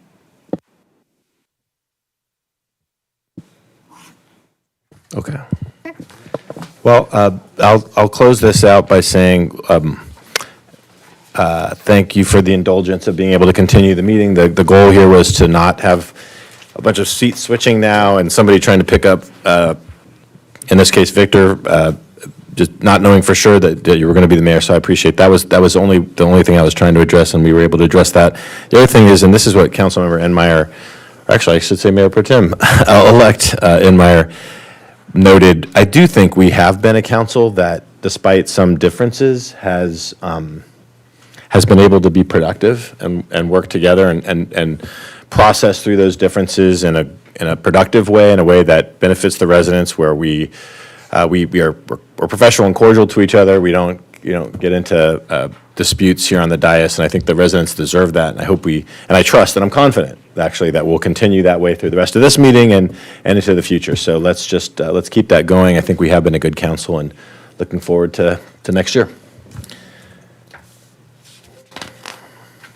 And on to oral communications? Yes. B. Malamud, followed by Lois McNichol, followed by concerned resident.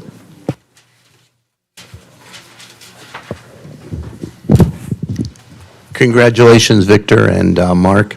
I want to just really quickly, this is the card that was changed since the last time I was at council, and that was months ago, and it's totally illegal. It violates state law. There's 3 things on it that you're not required to do anything but say you want to speak to something. You don't have to give your name or anything else, yet it says, please complete the following in order to speak. Well, right here it says in favor, in opposition, neutral. You can't request that information. I mean, you request anything, but you have to tell people it's optional. Same thing with group affiliation. It says, if any, that's optional. And finally, under email, it doesn't clearly state it's optional. So I talked to Elizabeth Mitchell, who's the city attorney, and she will look it over, and I'm just asking that this thing be revised properly so that somebody can feel free to speak under state law. I'd like to move on to pickleball real quickly, and that is, I can't believe this council reneged on what they promised. And I made suggestions to you, and nobody responded substantively to it. But I would ask the city that if they keep the courts open at San Gorgonio, there's a lawsuit pending, and if that lawsuit's successful, this city is going to have lots more of them filed. You made a big mistake, and it's like you didn't even look at what's going on.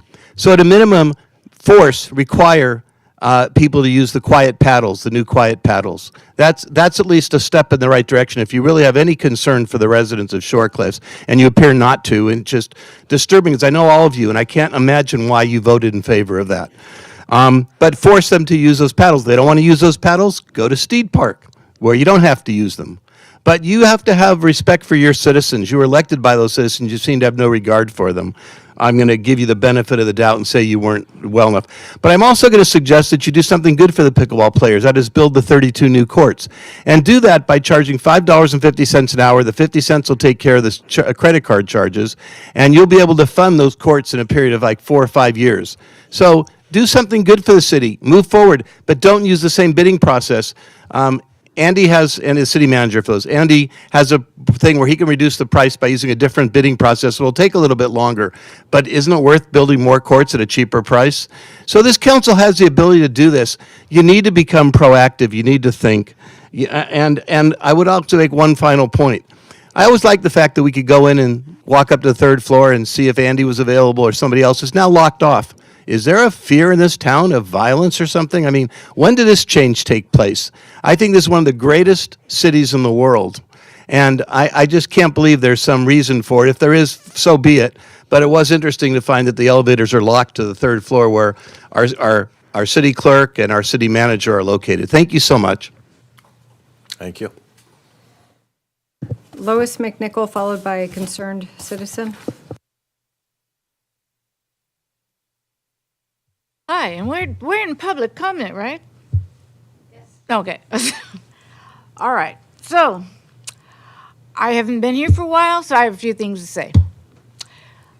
This is what I would like to do and what I would like to hear from our council members and new mayor, is if you're going to make statements, back them up. We need sources, such as this statement.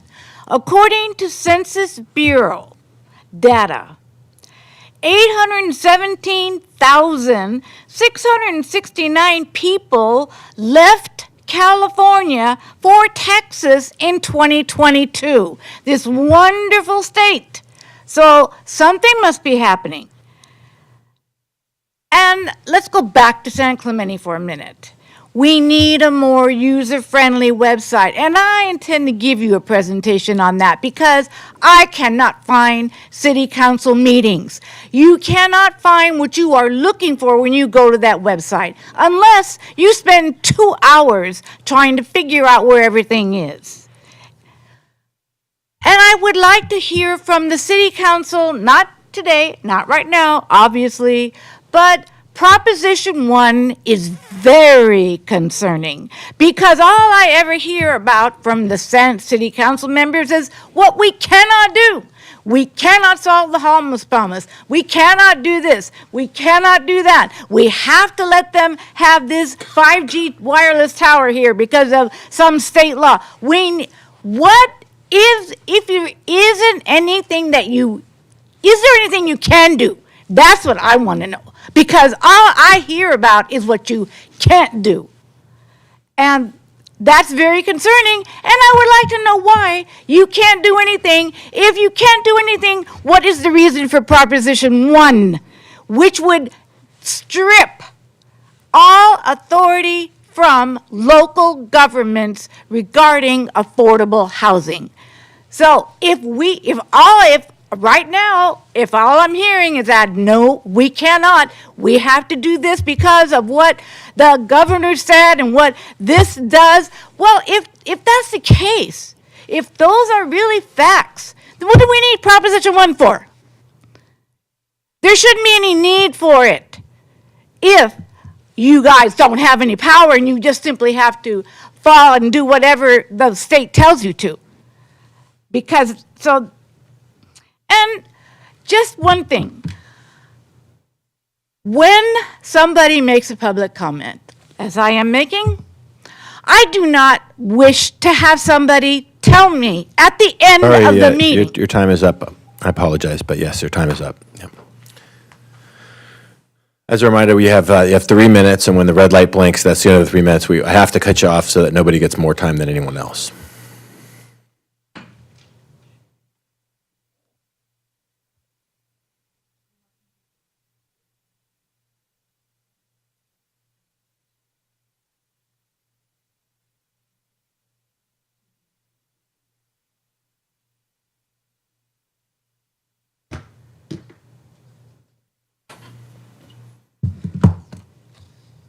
June 6th, Councilmen Loeffler, Cabral, and Meyer, and Mayor Pro Tem Knobloch voted to remove pickleball courts in San G no later than November 7th.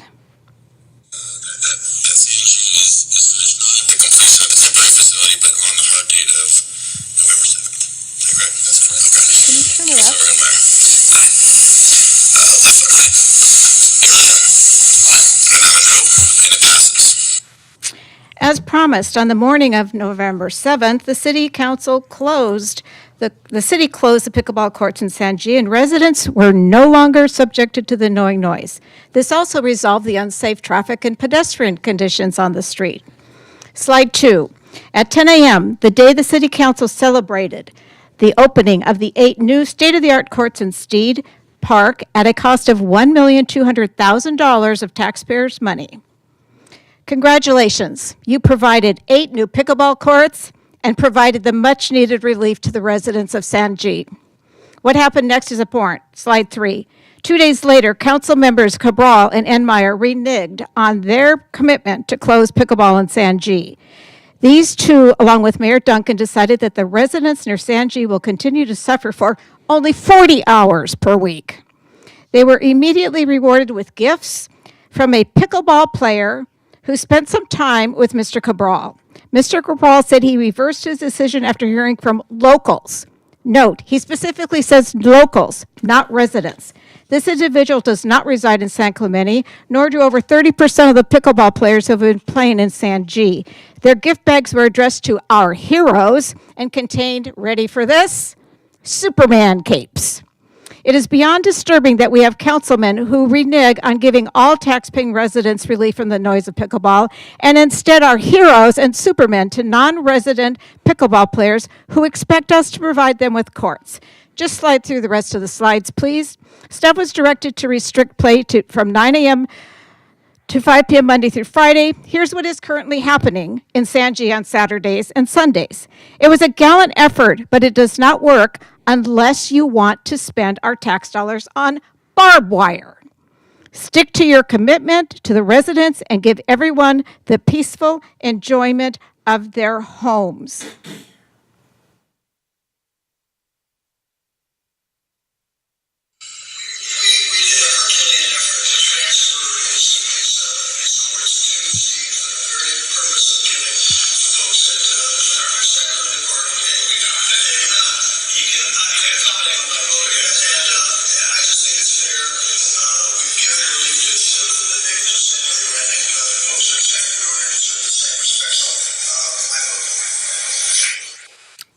Thank you, Mayor Time's Pro up. Tem Noblock and Councilman Leffler.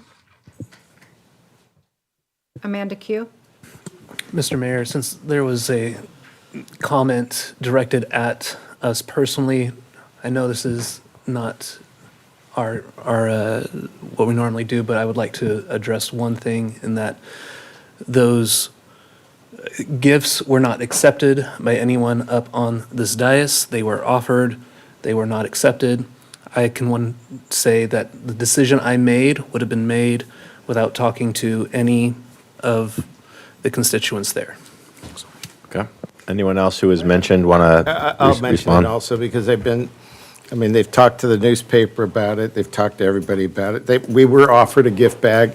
I don't know what was in the gift bag. I walked immediately from the time they handed me, probably from here to there, handed it to the city attorney and the city manager, and I said, I just received this. He won't take it back. I don't know if there's a policy of how we distribute this stuff. I don't even know what it is, but I'm not going to accept it. So you, city manager, and you, city attorney, dispose of it however you want. I'm not accepting it. Whether it was, I don't even know it was a cape.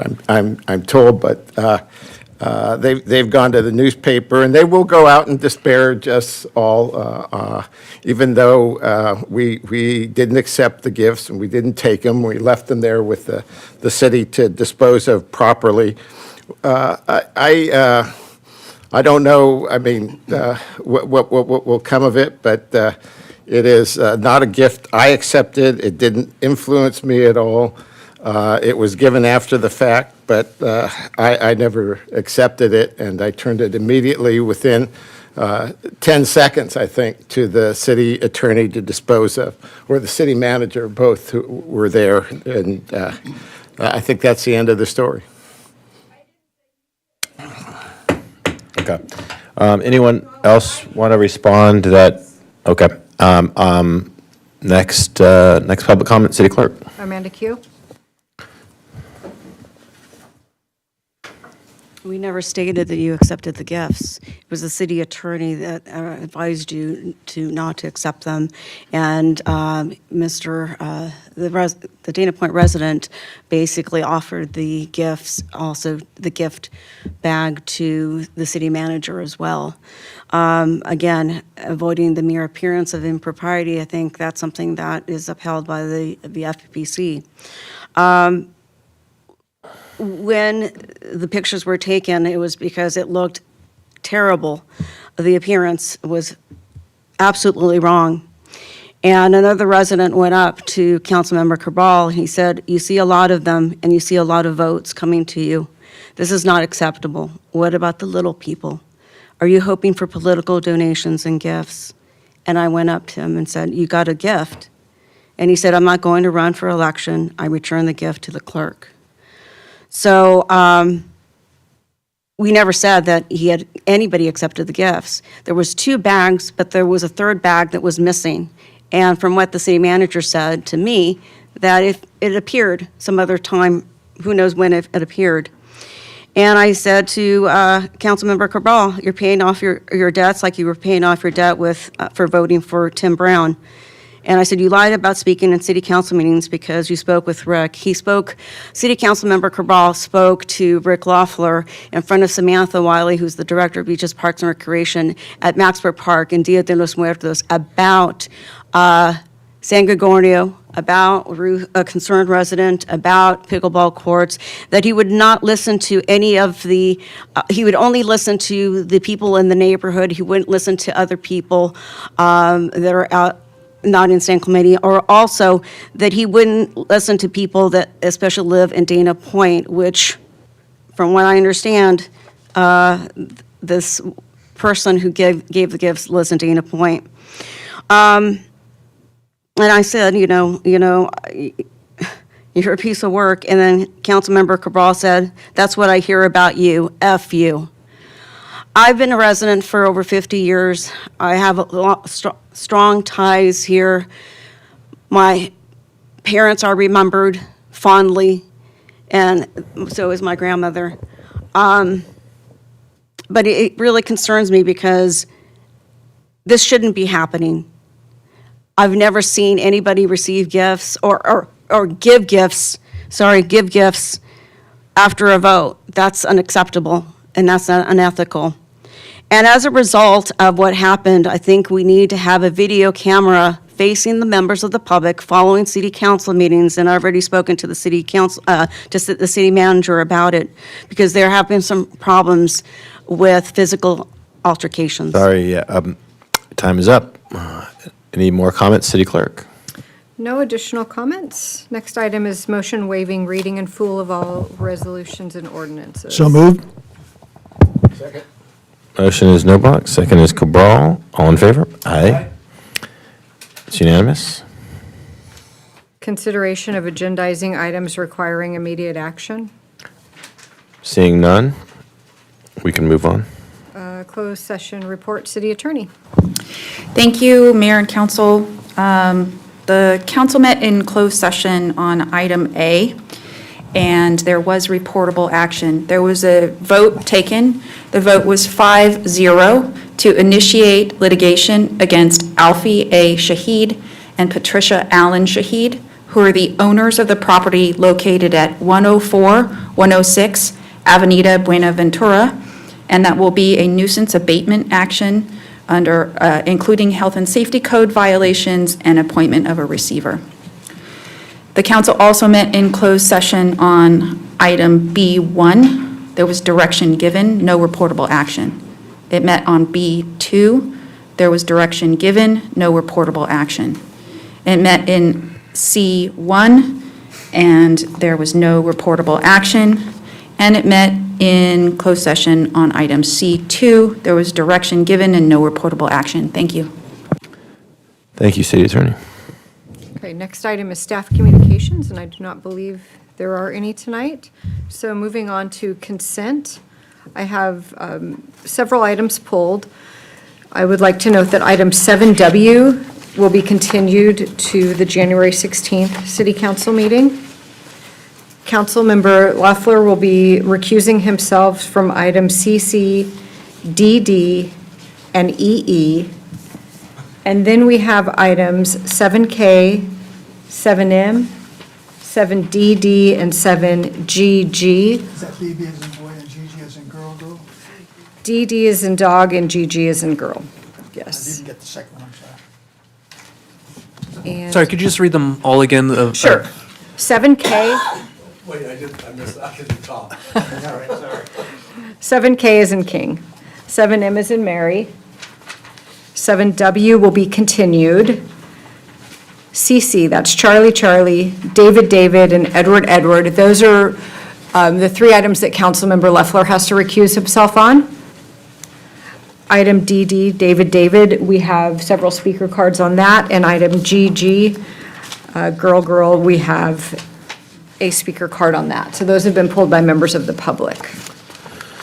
Okay, does any council members want to pull any additional consent items? Seeing none, does anyone want to move the balance? I'd move the balance. Second? Motion is Cabral, second is Noblock. All in favor? Aye. That's unanimous. So do we do the ones that I don't recuse myself on first? Okay, sounds good. Please leave the room. No, I'm just kidding. Just kidding. Okay, item K was pulled by a member of the public. This is consideration of affirming the city's commitment to implement projects in the Federal Transportation Improvement Program, FTIP, and that was pulled by Amanda Q.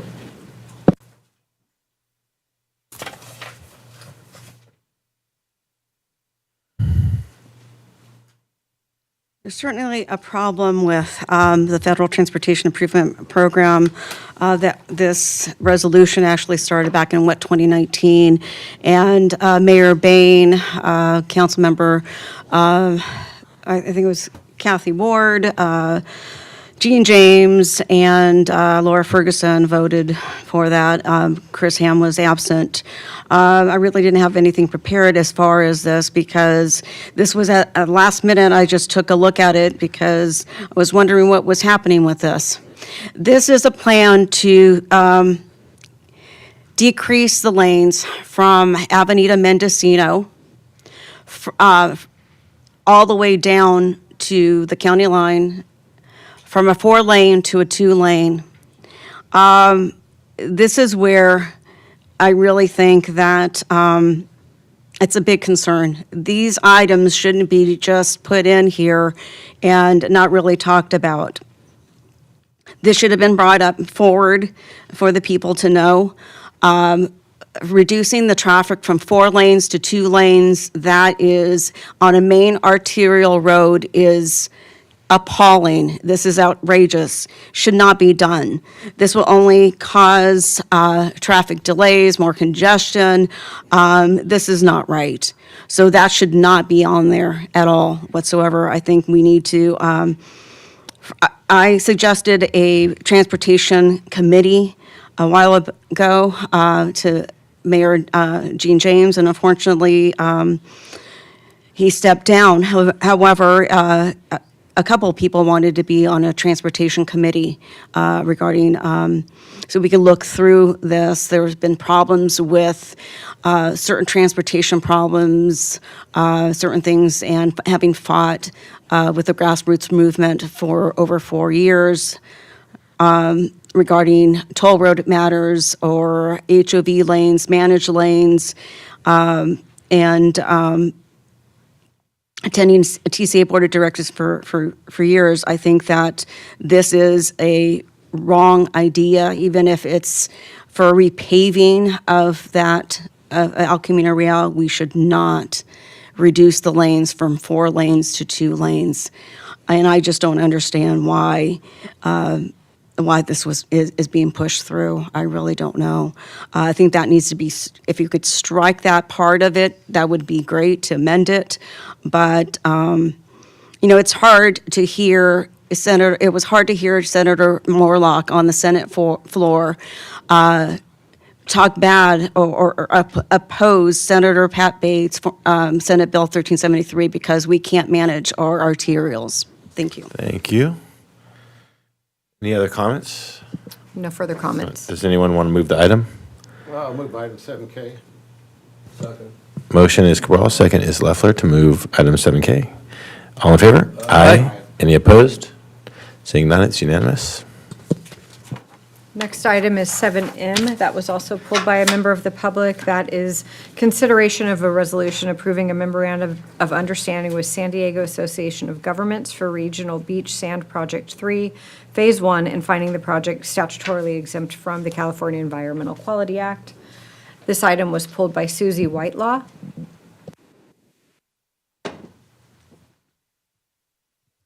Good evening. Dr. Susie Whitelaw with Save Our Beaches San Clemente. I first want to express our utmost support for this project. San Clemente needs a comprehensive plan to get sand back on all our beaches, and I wholeheartedly commend Ms. Meyerhoff and Mr. Hall for using their personal expertise and influence to get this project accepted. I do have some questions.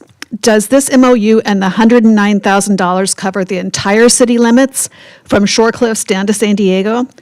I'm especially concerned about whether the city will be paying the stretch that covers San Clemente State Beach, because we all know that the state government does not function as well as our proud city, and they absolutely do not have the capacity to get approval and funding for that expenditure within the necessary time frame. State Beach represents almost half of our public beaches in the city, and at this point, we need to step up and do the necessary thing. So 2 questions: are the entire city limits covered by the $109,000? And 2, is a city paying for the state beach share? And then a 3rd question: it was my understanding that Sandag's Shoreline Preservation Working Group would need to approve this MOU. And I could be wrong about that, because they are meeting this Thursday and it's not on their agenda. They don't meet again until March, and their work plan states that the draft feasibility study will be delivered by June. So I'm just wondering, what is the process and timeline with Sandag for getting them to approve the MOU? I congratulate our entire city staff and all the citizens who have worked for over 20 years to get the sand coming to our Pier Bowl. But that project is going to cover a little more than half a mile of shoreline, and it's going where our beaches are actually the widest. I just got done with our SOB's December beach width monitoring. At Linda Lane, it's 100 feet. The pier is 200 feet. T Street is 150. Calafia is about 100. And then it narrows really rapidly after that until at the south end of State Park, it is 0. I know that we all thought that longshore drift would move all that sand south. However, recent scientific studies are showing that the south end of San Clemente, the net effect is actually moving north. And so we may not see any benefit of the sand going out at the pier down at the south end, which makes this project even more vitally important. And kudos to everybody and congratulations. Thank you. Any other comments? No more comments on this item. Could I just ask Ms. Meyerhoff you'd be willing to address some of those concerns, especially about the state beaches, and then this being on the agenda for Sandag? Excuse me, yes, I'd be happy to answer the questions. This project, the Regional Beach Sand Project Phase 1, does cover the entirety of the city, north to south. It does include the state beaches, and again, this is for planning purposes. We are collaborating with state parks and having a discussion with them about how we go forward. And state parks is typically a main funding entity, grant funding entity, as they have been for the Army Corps project. So they may be a grant funding entity for the Regional Beach Sand Project for future phases. And there was one more question. The agenda, getting on the Sandag yes. agenda. No, this MOU does not need to be approved by the Shoreline Preservation Working Group. It'll go to the regional committee and then the board of directors. Great, thank you. Thank you. I move agenda item 7M. Second.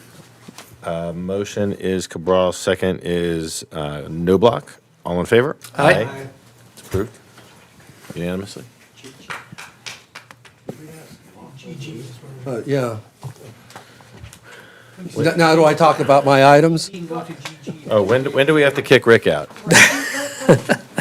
Cover item GG first, which was Okay. pulled by a member of the I'll leave during public. that item too as well. So let me get there, just All one right. second. EG, Sober Living Homes, yes. There. Sorry, long agenda. Okay. City Council direction to address the impact of sober living facilities on residential neighborhoods in the city of San Clemente. And this item was pulled by a member of the public, Lois McNichol.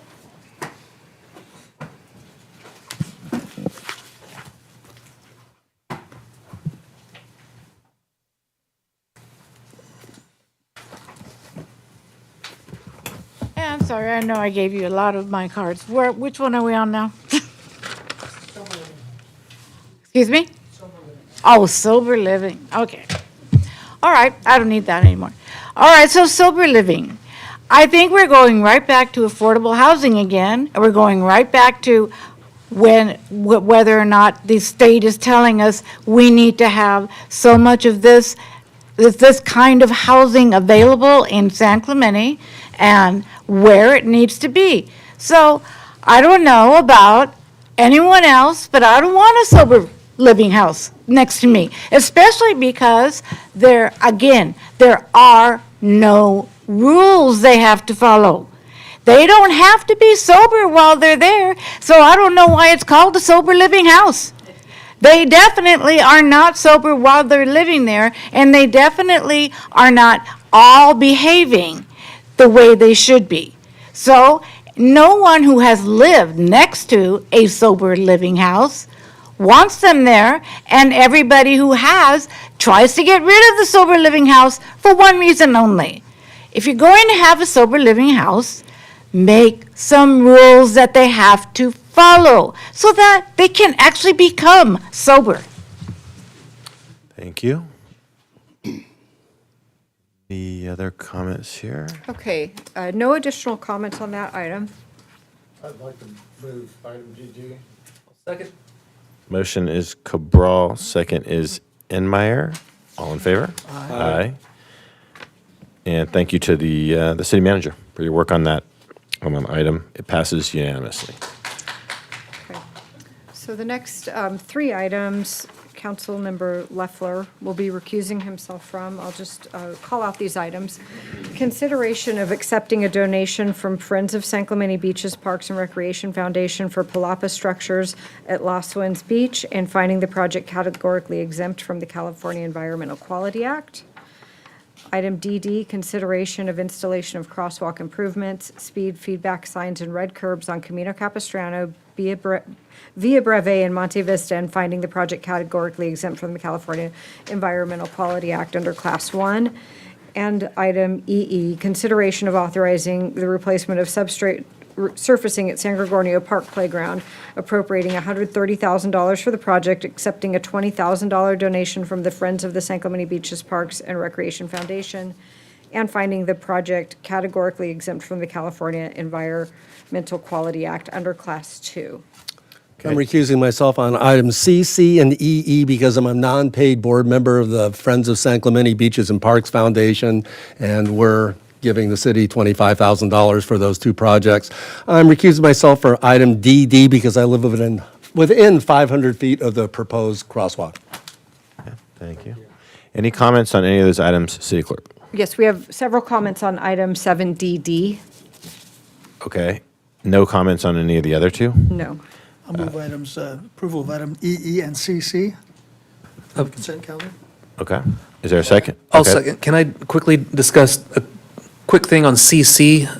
Just, the school has a beach volleyball team down at that area, and when they're doing practices, when they are having tournaments, there's a lot of people down at that area. We're talking 60 to 80 people, maybe more, just using the volleyballs for tournaments, the beach volleyball areas. The closest bathroom there is up at T Street. It would be nice for those students, parents who are going down there to watch, to have access to something more than just the ocean water, or that they would have to walk a half mile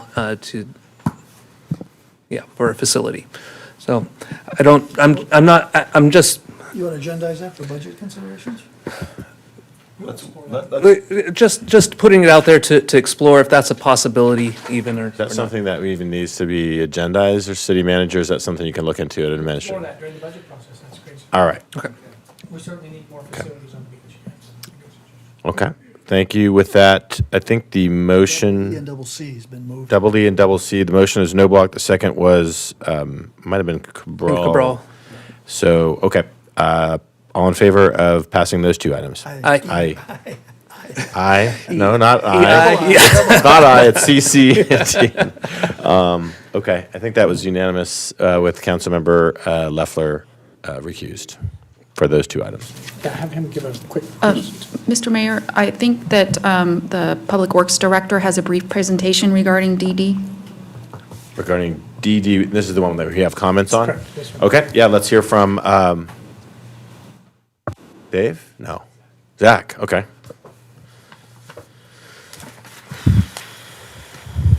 And as a reminder, this is the crosswalk improvements speed feedback signs and red curbs on El Camino, Capistrano, Via Breve, and Monte Vista. So, good evening, City Council. I'm Zach Ponson. I'm your Assistant City Engineer. Tonight in front of you, we have a proposed crosswalk and some red curb improvements, and also Planning Commission included recommendations for some electronic speed feedback signs. So a little background on the project. Next slide, please. Or am I in charge? So staff receives a lot of public requests from the neighboring city senior community or senior housing community. The Bay Cliff Village is right there to the south on that exhibit. So over the years, we've received a lot of requests for traffic calming, traffic signals, crosswalks, sidewalks, a lot of different improvements over the years. Staff has analyzed the area for crosswalks, for traffic signals, and such other requests.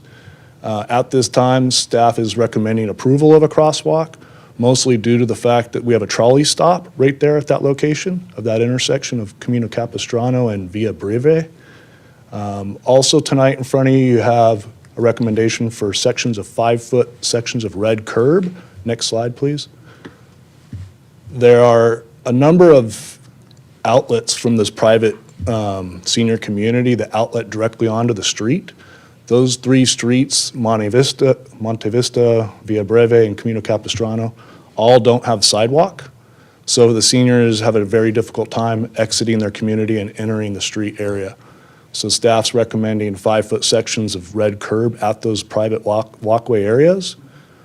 This item was taken to the Planning Commission on November 8th. Planning Commission recommended approval of the crosswalk, but not the 5-foot sections of red curb. So tonight in front of you, you have two options: either follow Planning Commission's recommendation, which is just for the crosswalk improvements, or if you'd like to improve the crosswalk and the red curb sections, you would approve both resolutions. I will note that the crosswalk includes a lot of advanced warning devices, and Planning Commission did recommend the addition of electronic speed feedback signs that tell you if you're speeding up ahead of that area. So the crosswalk would be lighted. When you push a button, the lights will light up in the ground. Flashing lights go on above grade. And then there'll be advanced warning signs 24/7 that have flashing advanced warning signs of that crosswalk, warning drivers ahead of the area. It is on a curve, so that's why we're adding a lot of bells and whistles to give drivers that advance notice. We're available for questions, but we'll probably open it up for public comment. Questions of Zach on these related projects? We have all been briefed on them. Okay. If there's no questions of staff, then let's hear the public comments. Lois McNichol, followed by Tom Streeter, followed by Carol S. Becker.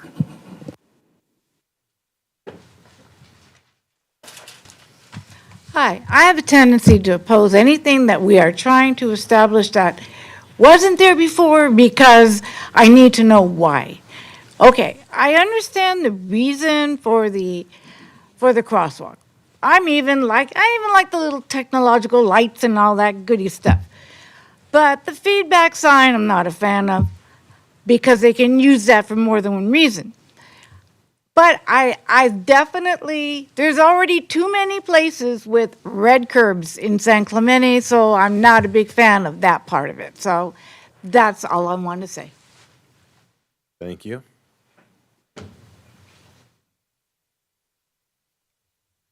I'm Tom Streeter. I live at 204 Monte Vista, which is basically where Monte Vista and La Ventana come together. I'm one house in towards Camino Capistrano. Bay Cliff is on the south side of Camino Capistrano there, and we don't have any sidewalks along Camino Capistrano on the south side. There is a sidewalk on the north side. If I want to go down to Poche Beach, I have to cross Camino Capistrano. It's a heavily traveled street. And because of the curves on both sides, the traffic can't see me as I'm waiting there. I have to wait until I hear on both sides absolute silence to know that there's no traffic coming. And then I can run across. I'm 75 years old. This runs into problems. They got a lot of bells and whistles there. whatever the engineers say, we follow the engineers. As to parking, because I live so far from Camino Capistrano, parking's not an issue in front of my house. There is a development, a non-senior development on the north side of Camino Capistrano. There's insufficient parking for them. They park on the south side of Camino Capistrano. That's the only place they can park. We're glad to have them.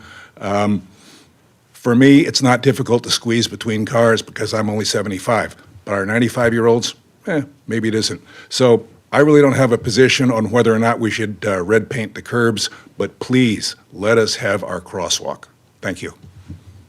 Thank you. Carol Becker, followed by Susan Dahm, followed by Michael Fuston. Hi, I'm Carol Becker, and I live at 2934 Camino Capistrano. This is on the north side in the condominium complex, Shorecliff Villas. Basically, my condo is almost right next to where the the crosswalk will be going in. Crosswalk is great. What I am really in favor of is all the things that are going to slow the traffic down at that point.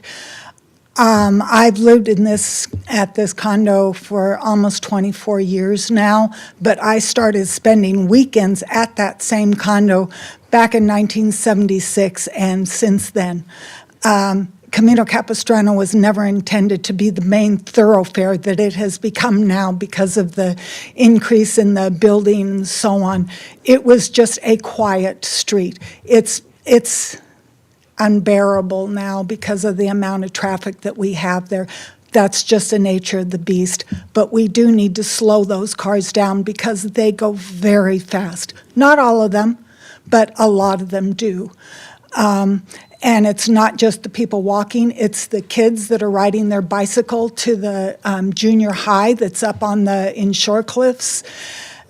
The traffic needs to be slowed down. And yes, I'm a huge advocate of the flashing signs saying that you're going too fast.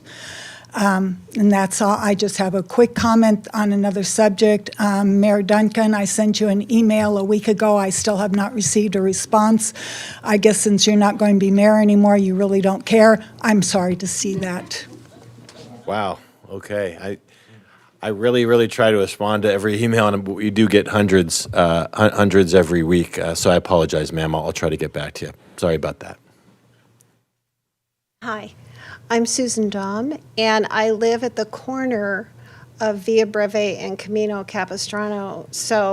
And I have a window that looks right out on this intersection, so I see what's going on all the time. There have been many cases, and I'm talking about traffic, where the residents coming out from Via Breve and wanting to turn left, mainly left, right is bad too, but if you're turning left, you have to look both directions. So if you're pulling out on Via Breve and you want to turn left, you look once and there's a curve, so you can only see about 2 cars length before the curve starts. And you don't see anything. Then you look right and there's traffic coming up a hill, so you can't see them till they get to the top of the hill. So it's real dangerous coming out on that intersection, and I've seen many people start to pull out on Via Breve and have to slam on their brakes because a car is coming around the corner. So I'm very grateful that you're considering putting in the crosswalk.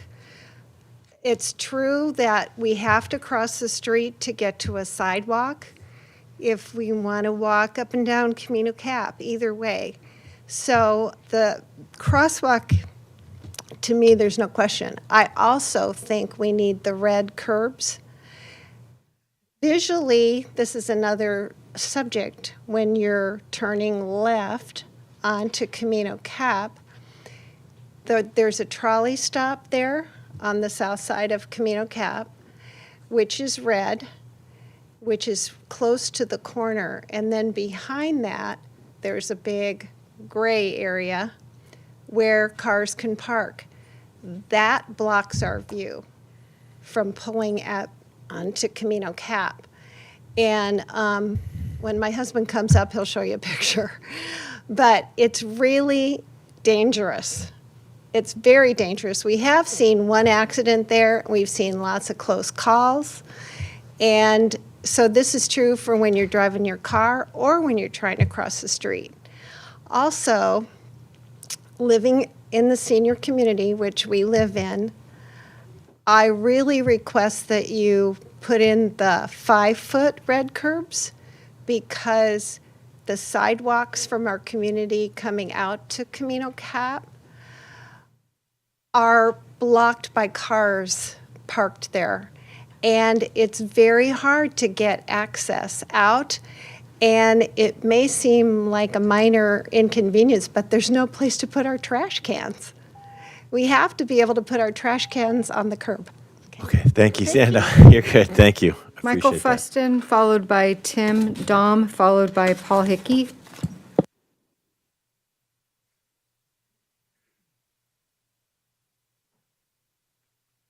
Thanks for giving us some time on this tonight. I really appreciate it. And I also want to say thanks to Zach and Andy. They came out and talked to us and looked at that area, and we really appreciate the time given to us. I sent some pictures about, first off, I really want to ask you to support the crosswalk. It's dangerous. We walk there all the time. And again, I think the point was mentioned not only about people walking, but children on their e-bikes going to and from school. Cars don't slow down. I walk to Pines Park a lot, and there's a few stop signs before you get there, and people don't even stop. They slow down a little bit, and they keep going. So that crosswalk is really important to us. Our community, Bay Cliff Village, is a 55-plus community. The average age of our community is 78. So when you talk about people trying to get through landscaping, and the pictures that you showed earlier of our community that you had up are helpful, except they're very old. So it shows trees and grass out to the sidewalks. Those things are all gone, and it's dense landscaping. So if you have cars blocking your way, to get out, you're walking through landscaping, and we have people with walkers, we have people with canes, and they're trying to get through landscaping to get out to the street. So the red curb is really important for us. I don't know if you'll be able to get the pictures up or not of the cars. Okay. I had sent some pictures just of the times getting, thank you, of the times that mostly cars are parked across our sidewalks to get out to Camino Capistrano. And we've asked some people that park there consistently if they'll just move down across and away from the sidewalk so we can get out. And we even have some people now that purposely park in front of our sidewalks. They're angry that we've asked them to move their cars. So we really need those red curbs so that we have some space to get out. We'd really appreciate it. Thank you very much. Thank you. Tim Dom, followed by Paul Hickey, followed by Lynn Lee.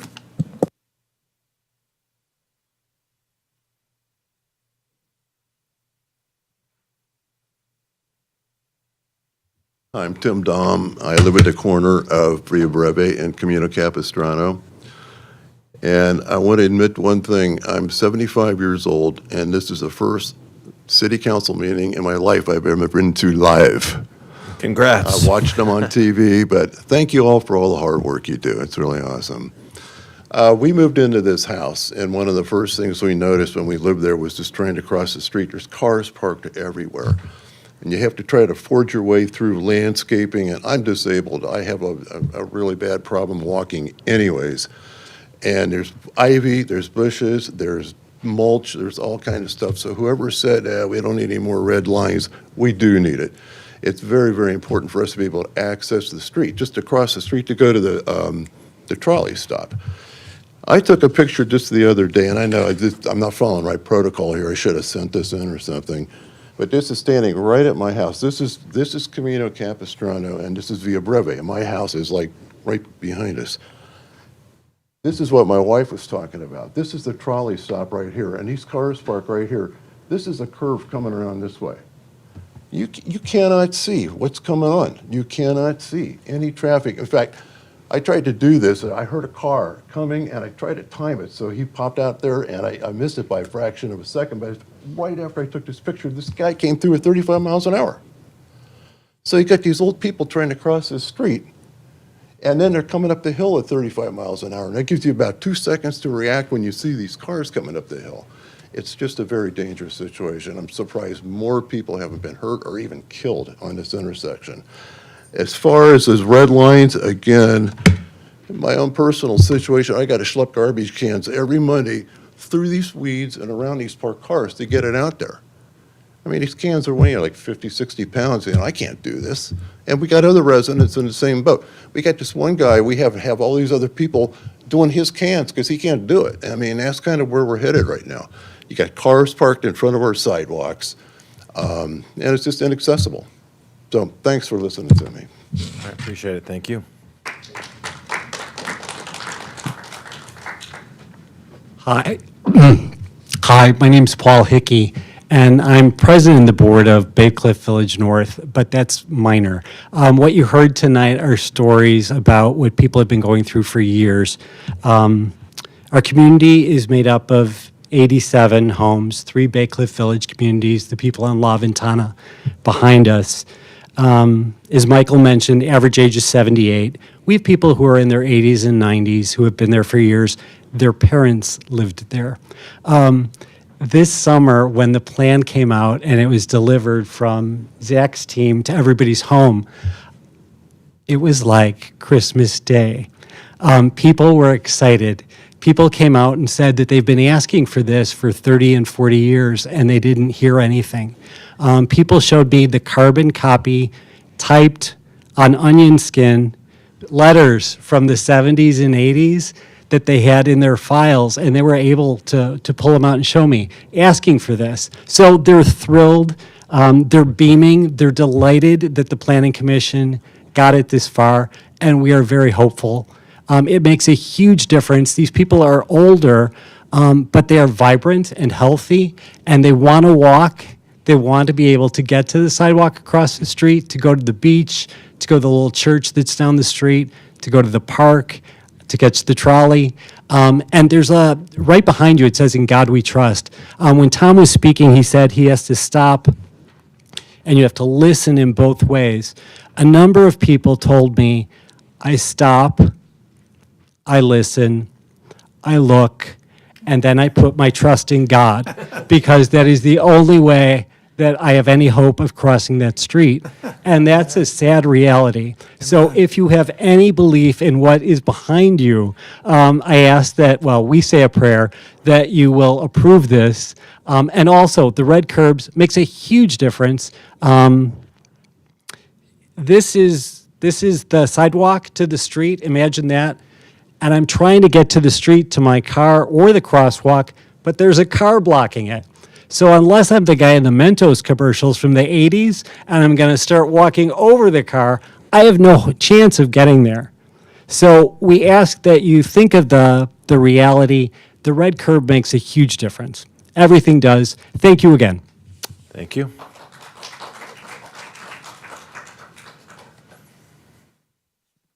Lindley. Hi, my name's Ling Lei. I live on Camino Capistrano on the north side, not in the big Lake Cliff area, but I cross that street almost every day, and I've had to, I put on a reflective vest to cross the street, literally, because it's so dangerous. And I am not a senior, but I still have to be very careful. I have to run across the street, wear my reflective vest because of the way the street curves, both left to right, and then the hill. The crosswalk would be an amazing addition for safety. I mean, there's not a crosswalk for a couple of 1,000 feet in either direction, and that's just, I think that's kind of poor planning. I think we have an opportunity to make the neighborhood more safe. I totally agree and support the red curbs. In general, I mean, it's less parking, but I think it will increase visibility for people who are turning out on the streets, as well as for the access for not just elderly or disabled people, but just anybody who needs to walk along that area. Not being able to access this sidewalk is kind of ridiculous. So I strongly urge the council to support this. Thank you. No additional speaker comments. Okay, any discussion on this item? Yeah, I just want to commend our staff for being responsive to our citizens and commend them for their patience in waiting so long for some remedy here. So I'm prepared to make a motion when it's at the appropriate time. I'd just like to make a comment on that too. You may, well, you want to have some, you have something, Victor?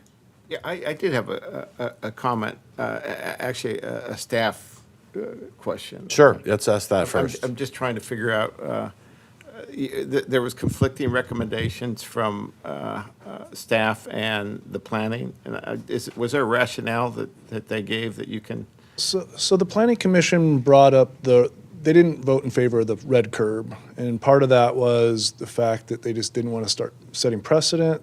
One of the planning commissioners brought up concern of liability. And then I believe, yeah, I mean, so they effectively just didn't see it as something they wanted to support on there. So there wasn't much discussion on it, but it was a pretty quick. And your recommendation conflict, I mean, how do you Staff reconcile is the two? recommending the red curb in this situation. It's a pretty unique situation where we have these private sidewalks coming out here. And one of the things I would like to kind of say that a lot of the residents don't know about is you approved staff and myself to apply for a grant application we are going after a state grant to add sidewalk from the city line to the north all the way down to Vaquero. And so it'll be a pretty expensive project, but it'll actually narrow up Camino Capistrano a little bit and potentially get sidewalk on that south side of the street. We'll take In the credit event for it. that happens, I'll probably come back and remove some of the red curb on Camino Capistrano because it wouldn't be necessary. But at least it would give them a good connection to Dana Point to the north and the beach to the south if we can get that grant. I appreciate it. Thank you. Yeah, and I just wanted to kind of second, and I'm sorry, ma'am, please provide your information to the city manager so I can get you an email back. But, I mean, the truth is, actually, we've had lots and lots of emails about this going back months, city manager, right? And, you know, all credit to the city staff, frankly, and city manager Andy Hall for coming in and setting a new standard, frankly, for city staff in San Clemente of responsiveness in situations like this, and that yes attitude, right? To figure out a way to get to yes, even if it might be hard and even it might take a lot of back and forth, emailing back and forth with your group. If you were part of that, you know that there was a lot of that before we could kind of get to this project. So proud that we were able to get to a yes here, to a solution, and certainly would want to support as well. If there's no further discussion, then maybe Steve, you want to I'll move the adoption of Resolution 23-154, I'll second. Okay, and the motion is no. including items 1 and 2. Go ahead. Yes, it's, Staff's recommendation would be to approve both resolutions? Right. One and well, this is DD, so there's one, for the staff recommendation, There's two it staff is. recommendations, right? The 23, 154. Okay, yeah, so and all you have to say, 155. because these are resolutions, is you want to go with the staff recommendation. Yes. Okay. That the motion is 154 with and the. 155. Yeah, the motion with the staff recommendation for, which includes two resolutions. Councilmember Enmeyer, that was your second, okay. All in favor? Aye. Any opposed? Hearing none, it is unanimous. Rick's probably wondering what happened with us. Thank you. Congratulations, you all, thank you for your engagement. And it was 4-0 with Councilmember Leffler recused. Can we take it? Yeah, you want to take a break? We're going to take a 5-minute break. It's good timing. We're at about 8:30. Let's try and come back at 8:35. Is that done with consent? I believe so.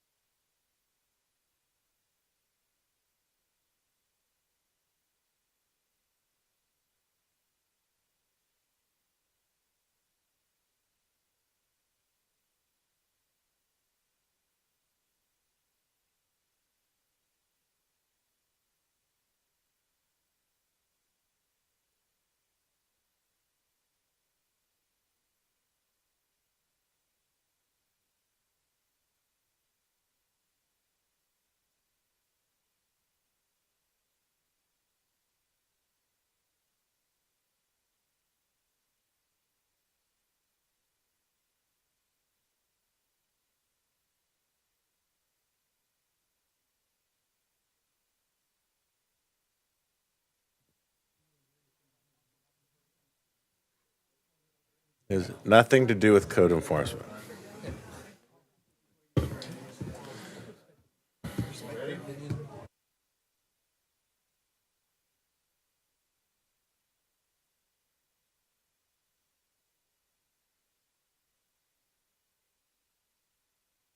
Rick, stop bothering those uniformed individuals.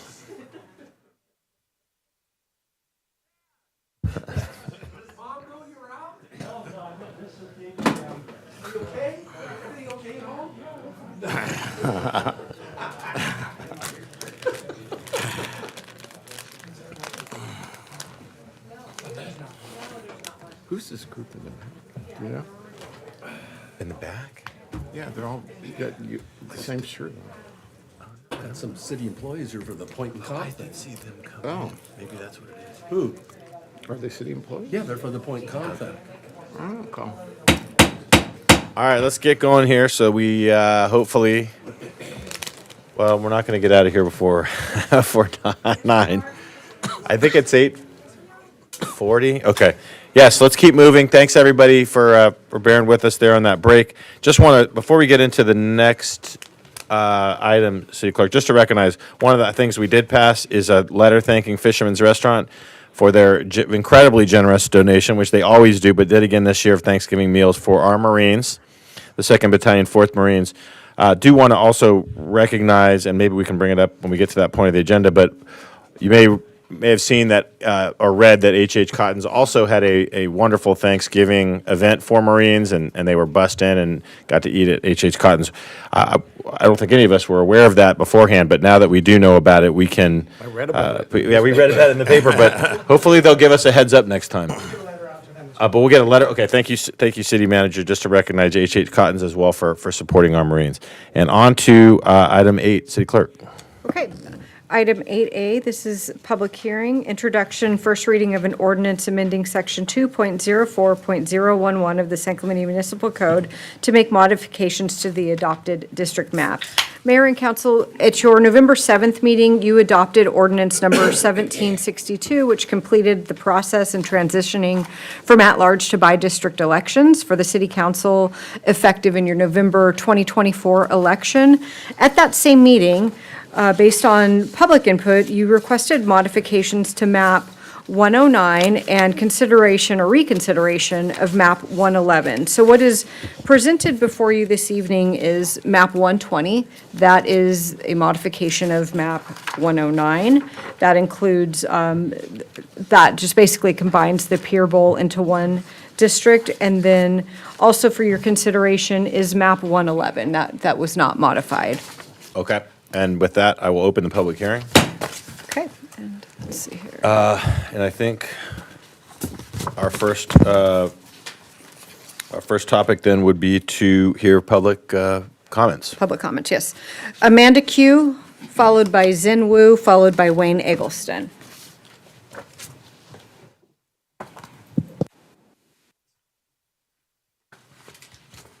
A quick presentation here.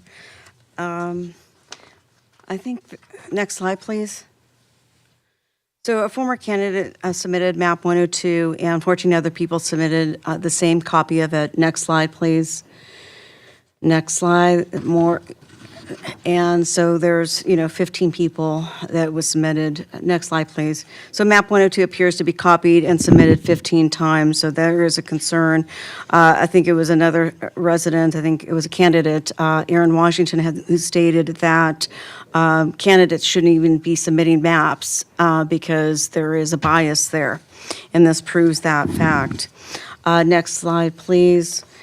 So map 111 is similar to map 102, and I think there's been a push by several residents, and I think there was a motion by Mayor Duncan at one of the city council meetings that he wanted 111.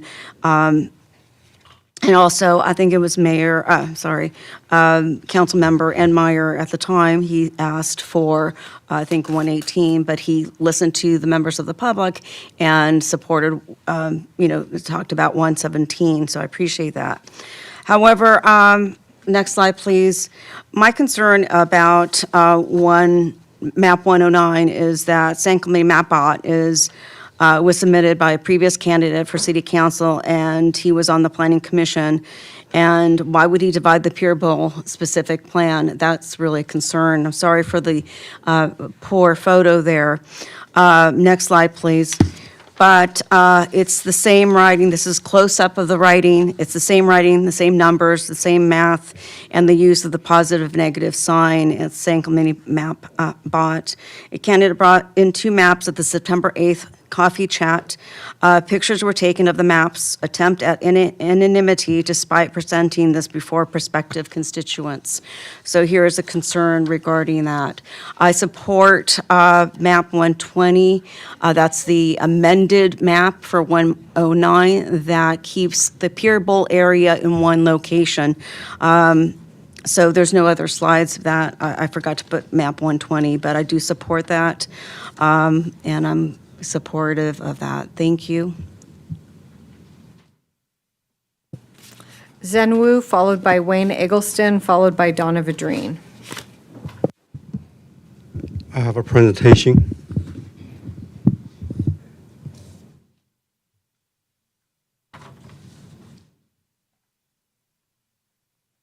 Can you show the first page? If you can maximize each page.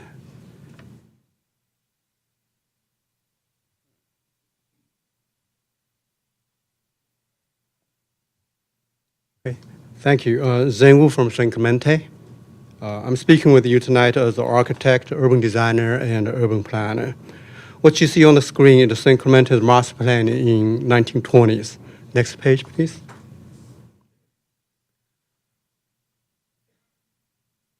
Fast forward to 1995 years, this is our zoning map today.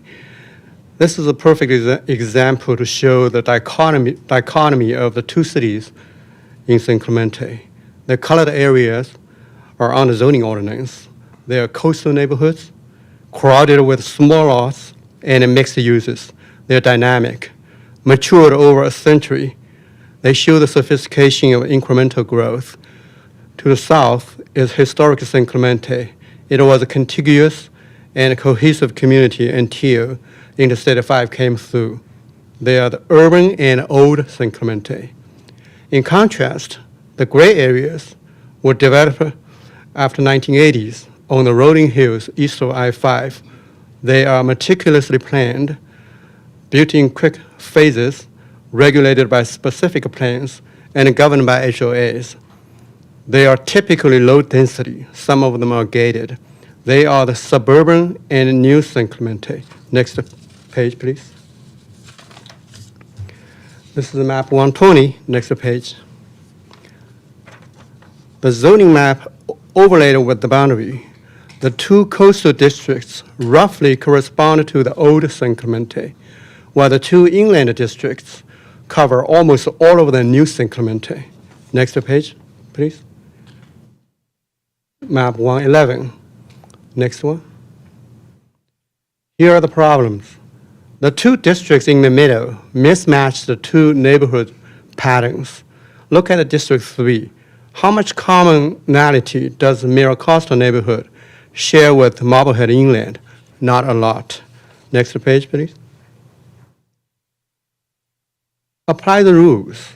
The 2 maps do equally well on a few criteria. However, map 120 performed significantly better on state criteria 2, 3, and 4 about undivided neighborhoods, easily identifiable boundaries, and compactness.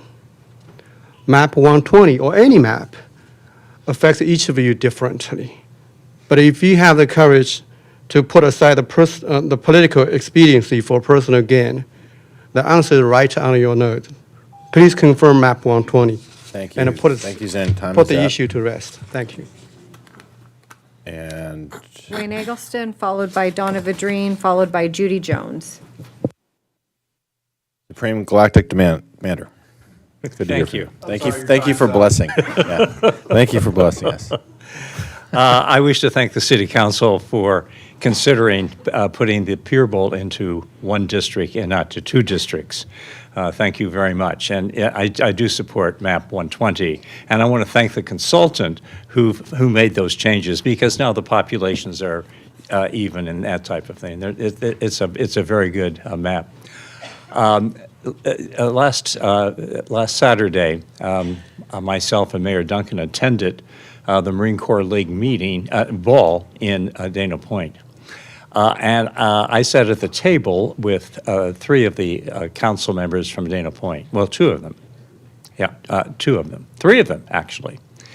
And they told me that in three of the districts, there was only one candidate that ran in each of those districts. Ouch. I hope we have more than one candidate running in each district, because that's not good representational government, is it? Not at all. So thank you for considering MAP 120. It is the map that we should be looking at tonight. Thank you so much. Thank you. Donna Vadrine, followed by Judy Jones, followed by Warren Vadrine. Good evening. My name is Donna Vadrine.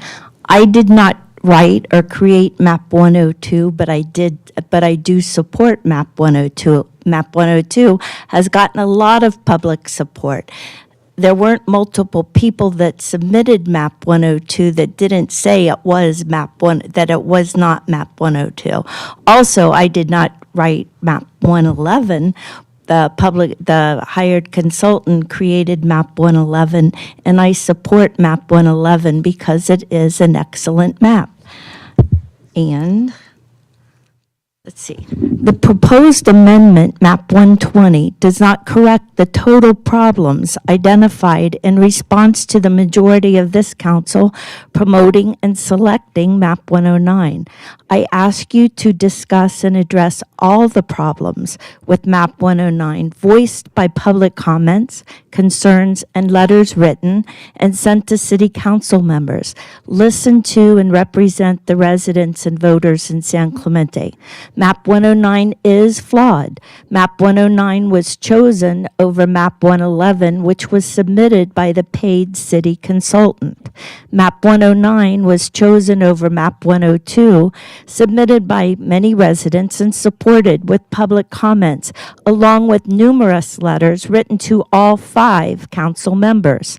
MAP 102 does not divide the historic downtown Pier Bowl. MAP 102 keeps the North Beach District, also historic, intact. Cypress Shores is included with South San Clemente. The Forester Ranch District includes similar household and income levels with the areas west of the 5. MAP 102 does not place Rancho San Clemente in the same district as Talega. MAP 102 puts the reserve and areas of Forester Highlands with Talega, which have similar households and incomes. MAP 109 gives Councilman Cabral a political advantage. Councilmember Cabral stated during the public hearing number 6 that he has received letters sent to him in support of MAP 109. I request letters to city council members' email accounts on district maps and district elections be available for public review and discussion. In summary, MAP 120 does not correct all the problems identified with MAP 109. MAP 109 is opposed by many residents and voters in San Clemente. Maps 102 and 111 are the maps with the most support from San Clemente residents, voters, and the consultant hired by the city to give direction to this process of district maps and district elections.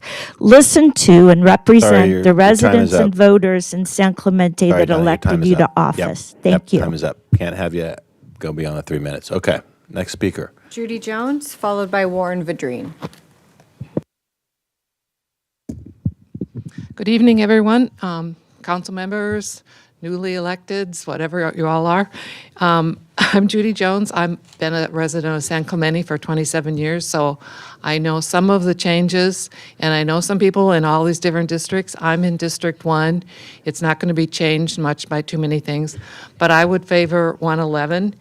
And one of the things I noticed in these detailed sheets that came with each map, they had this percentage of deviation from the ideal. And 111 was much more ideal than the new 120 and what it previously was.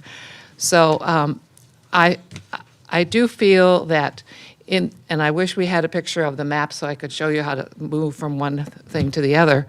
But the area that is, well, it's in a neighborhood where you never know if you're in San Juan or Dana Point or San Clemente, because it's that area above the freeway to, towards the mountains, when you're on the north side of San Clemente.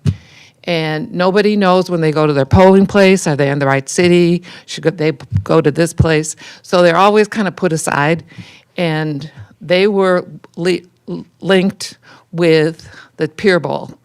Now, those people have nothing to do with the Pier Bowl. They just have a good view, maybe, of the fireworks and things from that. But that's really not where they belong. And I think that even from a person who lives on the north side, I think of San Clemente and the shopping district as going a lot further south than the newly designed that says that's the Pier Bowl. I think of some places that are a lot further south as that shopping district and so on.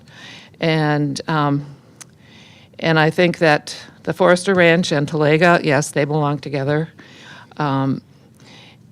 And it's really difficult to determine what were the factors and what was the approach that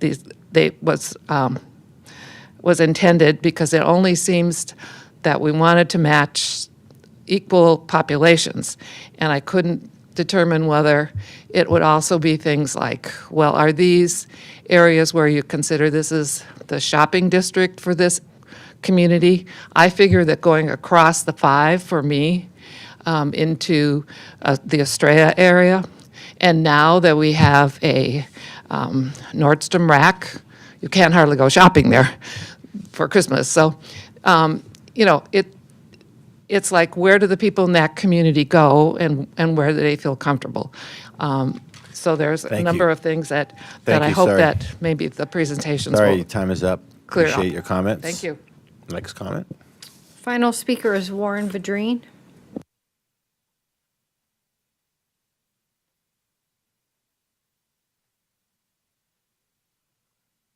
Good evening, Council. I'm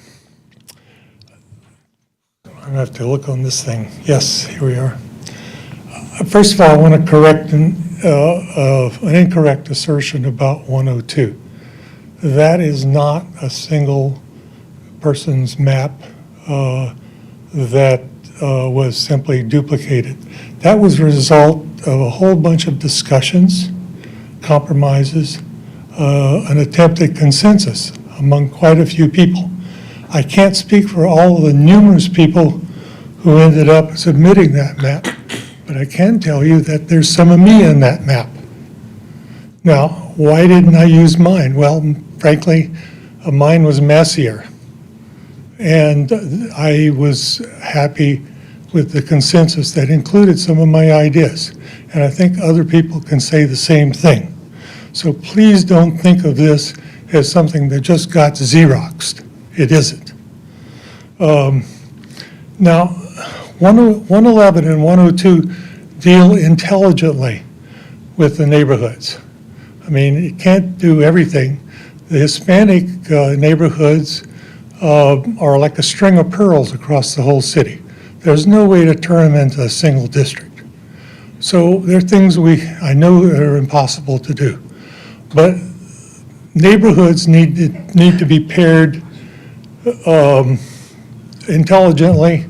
111 and 102 deal intelligently with the neighborhoods. 120 does not. That's going to cause trouble going into the future. And that was explained by a whole series of people. Apparently, one suggestion was seized upon, which is a small change in downtown The rest of it seems to have been ignored. And whatever process was followed was not transparent. So it doesn't make me feel part of the process. And I suspect that's true of a lot of other people. So please, I'll say again, the council has to put this at some distance. The consultant's map does give you some of that distance, but you do not want to be this and have this albatross around your neck going forward. It is not a good map. Thank you. Thank you. No further speaker cards. Okay. Close the public hearing, then before that, any other questions of staff or anything, or I think we're, okay. Well, I guess before I close it, do we have images of the different maps that we can look at during Yes, our we can. deliberations? We can And pull is them up that, online. is that, can I close the public hearing before we pull that up? Okay. I'll close the public hearing and we can enter into our discussions. Well, I think we have discussed 120, 111. Any other maps that people want to see? I think between those two. Those two, I think, is where, okay.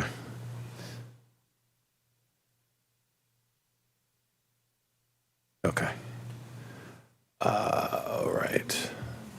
Does anyone want to start the discussion?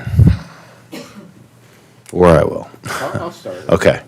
I'll just start it by. Mayor-elect.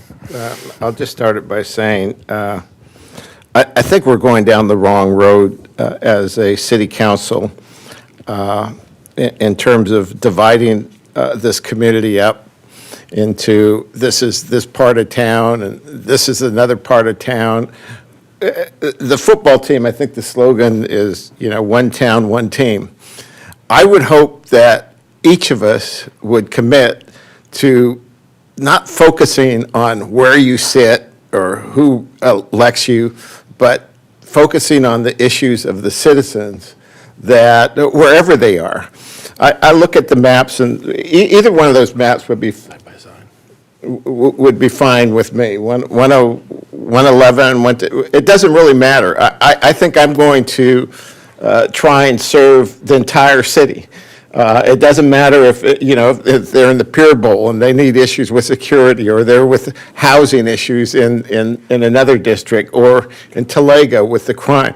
I'm gonna devote my energy, and I think each of us has committed to that in the past, to just representing the city. What California has done is they have tried to divide us, and they've done it successfully, because now we're fighting over whether we represent this group or that group or this community, and this community is different than that. We're one town, and we have to treat our citizens as one town. I will commit to do that. I will take whatever map people want, whatever they think is best. I'm not, it really won't matter to me if I get reelected or don't or run. What matters to me is serving the citizens of this entire community, and that's what my commitment is to this city. And I hope that my colleagues would join in me. And if they have an interest in a particular map that suits them or they think is better, that's fine. But I really don't. I will take whatever my colleagues believe is best for the city. Okay. Any other comments to start us off? Well, I'll just echo that. I mean, that was very well said. No matter what map is picked, all of us here represent all of San Clemente. No matter how the elections go down in the future, I think absolutely right hitting it that this is one town, one team. And there is no perfect map up here. And it is a shame that we do have to go into the districts for our small town. I understand districts in larger cities. This one, I think, would have been better served without, but that is the path that we needed to go down. So we have to pick districts. And I think there is one map that does a better job of outlining the different communities in San Clemente than the other. And for me, that map is 111.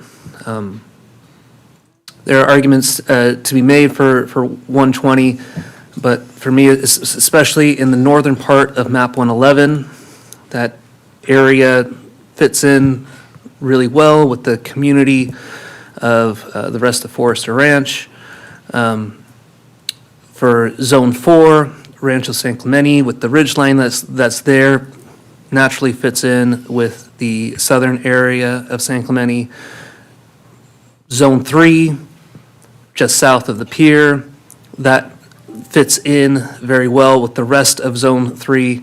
For me, I look at this map, and it makes a lot of sense of why that one works. Thank you. I think we've had this discussion about 4 times now, and we've kind of selected on a map, map 109, which was the one that had logical boundaries, the freeway, the major arterial highways, and geographical boundaries. We agreed on that map, and then we, having looked at it a little bit later, noticed that probably the Pier Bowl area, tweaking it to Trafalgar Canyon made a little more sense. So we requested, we approved the map with a suggestion that we tweak the Pier Bowl area, which has been done in map 120. I think it's a logical map and one that I can support. I don't see any reason for changing it. I think the continuity of the communities is solid. I think Mr. Wu had a great discussion about the historicity of our town and the boundaries, and map 120 meets that very comfortably. So I'm prepared to support map 120. Yeah, like Councilman Noblock said, from the beginning, I liked 109, and then we were shown a problem with it, with the Pier Bowl, and which was rectified in 120. I liked it because actually I was looking at the standard, that the state set for a map, and it met most of the qualifications there for compactness, for major boundaries. Nice. I mean, I've got no really fight or dog in this fight but my district stays the same in both maps. So, either one. I will say that I don't think, well, if we took the original maps and took 10 of them and drew them out of a hat, we would have a lot of people liked one and another, and there would be no consensus. There's going to be no consensus on any map, so that's impossible. But if we look at the other cities that has had to deal with this issue, it's always been kind of the same. There's been people that have liked some maps and not liked other maps, and somehow the city councils have come to an agreement, and they've instituted it, and you know what? In all those cities, somehow it works. The maps that we end up with, the districts that we end up with, you're going to elect somebody in that district to represent you. If they do a good job, they can probably get reelected. If they don't, you're going to elect somebody different the next time. Every single council member is looking for the entire city. The idea that, oh no, somebody now in this district, they're not going to support, they're only going to support their own district. I don't understand that. I think if all of you sat out there right today and were made a city councilman, just pick a district, now you're the city councilman there. So when a matter comes up, you're not going to look at it as the entire city. Of course you are. There's so few matters that come up. It might be a park here or something, but it's still the whole city. I just do not see that as being an issue. So no matter what districts we choose tonight, I think we're going to be successful in navigating it, and our city's going to move forward with no problem whatsoever. Okay. Well said. And I would just close it out by saying, yeah, I mean, we didn't want to find ourselves in this situation, but here we are. We did meet our legal obligation. That's the important thing. And now we're looking at maybe a small tweak. I see a couple points of discussion here. One is, and we've been over this before. We have been over this before, Steve. But One is the linking of either Rancho San Clemente with Talega or Forster Highlands with Talega, and the other one is that coastal San Clemente Pier Bowl area. One of the things that I noticed was that you do have one map where you certainly have more of that coastal San Clemente stretching south from the Pier Bowl in that coastal district. Yeah, I think we've been through this, so it sounds like everyone's pretty well-versed in the two maps we're kind of looking at here. And I would encourage council members to make a motion unless there's further discussion. I would make a motion that we approve staff recommendation number 2 and create an ordinance adopting map 120, ordinance 1769. Do we need to read the ordinance in part of as part of the motion? Yes. Okay, I move that the council adopt map 120, introduce and conduct the first reading of ordinance number 1769 entitled an ordinance of the City Council of the City of San Clemente, California, amending section 2.04.011 of the San Clemente Municipal Code to revise the district election map. Second. Okay, the motion is Noblock, second is Leffler to adopt the ordinance in staff recommendation 2. That would be to introduce the ordinance in staff recommendation 2, not to adopt it. Sorry, to introduce the ordinance, because it would have to go through a second reading, right? So, okay. Then I'll make a subsequent motion to, substitute motion to an ordinance of the City Council of the City of San Clemente, California, amending section 2.04.011 of the San Clemente Municipal Code to revise the district election map with map 111. I'll second that. Okay. We have a motion of Councilmember Enmeyer with a second of Councilmember Cabral to introduce an ordinance that adopts map 111. Yes, so just for clarification, that would be ordinance number 1770 with inserting map 111 in all of the blanks. Okay. All right, we'll take the substitute motion first. Councilmember Enmeyer. Aye. Councilmember Leffler. No. Councilmember Cabral. Aye. Mayor Pro Tem Noblock. No. And I'm an aye. So there's no need to go on to the other motion. Is that correct? That's correct. Okay. So all right, so we have map 111 is the one that we're introducing in an ordinance. Okay. All right, thank you all for those who participated, and we're on to our next public hearing. City Clerk. Okay. The next public hearing is item B, annual report concerning the Mitigation Fee Act for fiscal year 2022-23 for the City of San Clemente. And this is a public hearing to consider the City of San Clemente's annual report for fiscal year 23 on mitigation fees. Here's Jake Ron. Before you is the annual report concerning the mitigation fees charged by the City of San Clemente. This is a state compliance requirement under government code, so it's before you tonight. It's required to be brought within 6 months of the end of the fiscal year. It goes through the various mitigation fees, the sources, uses, and other detailed information are all listed in the report, and basically it's a public hearing, and staff's recommendation is to adopt resolution number 23-156. So I'm available for any questions that you might have. If not, you can go ahead and open the public hearing. Any questions of Jake? No? No questions on the engaging topic of mitigation fees? Okay, well, we'll open the public hearing. There are no speakers. No speakers. What? Okay. Then I'll close the public hearing and entertain discussion or motion. I'll move the staff recommendation. Second. Okay. Motion is Cabral. Second is Leffler to move the staff recommendation of adopting that resolution. All in favor? Aye. Any opposed? Nope. It's unanimous. Next item on the agenda is public hearing, item C, introduction, first reading of commercial and recreational vehicle parking ordinance, and finding the ordinance not subject to the California Environmental Quality Act. Good evening, council members. Adam Atamian, Community Development Director. The item before you is the commercial vehicle and recreational vehicle parking ordinance.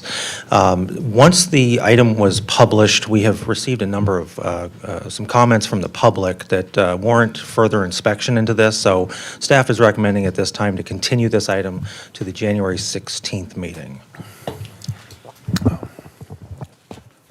Okay.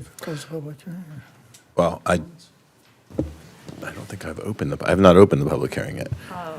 So should I? Well, you should. Well, Yeah. Say that again after. no, You don't have to under the circumstances, but I would open a public hearing. okay. Open the public hearing. And then, do we have any? We do have one speaker card. Would you, Yeah. Amanda Q? Oh, okay, great. I just submitted a public comment card on this, and I'm glad it's being continued. Going over this, there's several issues and that need to be remedied and corrected, and I hope that we can go forward with that in January, and thank you so much. Motion to continue it? Oh, okay, I'm sorry. No, this is where we get in that tricky If situation where the we don't. council's pleasure is to continue the item, you would not close the public hearing. You would Yes. continue it to a This date item? certain. Second. Okay, the motion is no block, second is Just Leffler. a recommendation that you continue it to the January meeting. To the January 9th meeting, is it the 9th? 16th. 16th, till the January 16th meeting. Okay.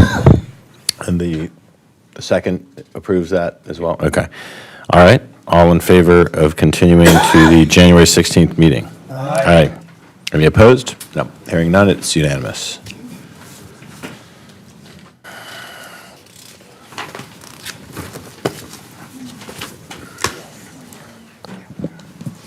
Okay, next item on the agenda is presentation of the full-time classification and compensation study findings and recommendations in consideration of a resolution approving the recommended changes and revised salary schedule.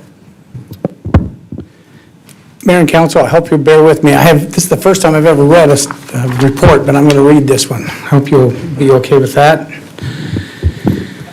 In my short time with the city, I have found the employees of San Clemente to be an incredible team of hardworking, dedicated professionals that take great pride in providing the highest level of municipal service in the region. I know you're pulling up a presentation here. Oh, well, so much for my presentation. I'll forward it to you.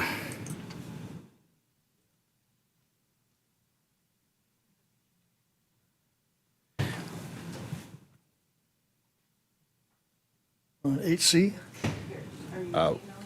No, we're on I can 10A. email it to you, Laura.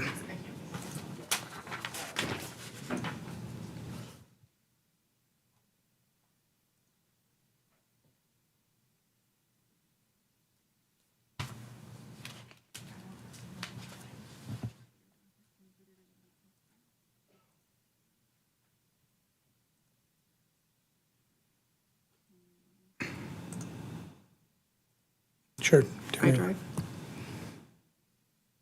I'll give this to you. There's only a couple things I wanted to show, and I'll give that to you. And I'll just continue if you don't mind, Mayor. Yes. There's just one thing that I think a lot of people would like to see, and that's the cities that we compare it against. So I thought it'd be easiest to put that on a slide. But let me finish real quick. And in fact, I'll start over. In my short time with the city, I have found the city employees of San Clemente to be an incredible team of hardworking, dedicated professionals and take great pride in providing the highest level of municipal service in the region. The roads, utilities, recreational amenities, beaches, and other public facilities are beyond compare for a community our size. Our administrative team manages the city's finances, records, human resources, and all city functions in an exemplary manner. Together, we are eager to find ways to improve and be even more effective. As a service and mission-driven organization, our direction is clearly included in the mission statement of the city. The City of San Clemente, in partnership with the community we serve, will foster a tradition dedicated to maintaining a safe, healthy atmosphere in which to live, work, and play, guiding development to ensure responsible growth while preserving and enhancing our village character, unique environment, and natural amenities, providing for the city's long-term stability through promotion of economic vitality and diversity, resulting in a balanced community committed to protecting what is valued today while meeting tomorrow's needs. And that's the city's mission statement. Achieving the goals of the mission requires a team of first-class and talented employees. Some of the most important elements of building a strong workforce include attracting the best employees in the field, retaining our best employees, and succession planning for the future. Employee salaries are the cornerstone to those three objectives. Tonight, I'm happy to present the findings of the classification and compensation study to the City Council for consideration. The study was included as a deal point in the most recent memorandum of understanding with our employees. The results provide the median salary for similar positions in neighboring communities in Orange County and northern San Diego County, and some of the local special districts with whom we compete for our prospective employees. The study has identified the median salary, meaning that half of the entities included would pay higher salaries and half of the entities would pay lower salaries than those posed for the city of San Clemente. We are fortunate that although we strive to pay the median wage, our employees perform at the highest level. Not surprisingly, there are some positions in our organization that are difficult to evaluate because of a variety of circumstances. And I'll stop right there. Just so everyone knows, these are the cities and special districts that we compared against. There's always interest in that, so I just wanted to make sure that everybody knows. And I think it was a good mix of some communities that are bigger, some that are smaller, some that are coastal, and then a few that are even inland. But I think that they are representative of our region if you take a look at those. In the coming weeks, I will be meeting with a few of the employees and their department heads to conduct a deeper dive into those unique situations. Should we find that those wages need to be adjusted, we are seeking approval to ensure that the compensation is retroactive to the effective date of the implementation of any other adjustments justified by the classification and compensation study. It is important to note that the study took a bit longer than originally anticipated to complete. To ensure the study is up to date, a catch-up provision of 2.3% was included to reflect the average July 1 increase provided by the organizations by which comparisons were made to complete the study. I'd like to personally thank Cade Boiserank and his team of employee representatives, Hannah Thordle and her HR team, Jake Ron and the finance team for their hard work on this report. Most of all, I'd like to thank our hardworking employees for all that they do behind the scenes to make San Clemente such an amazing place.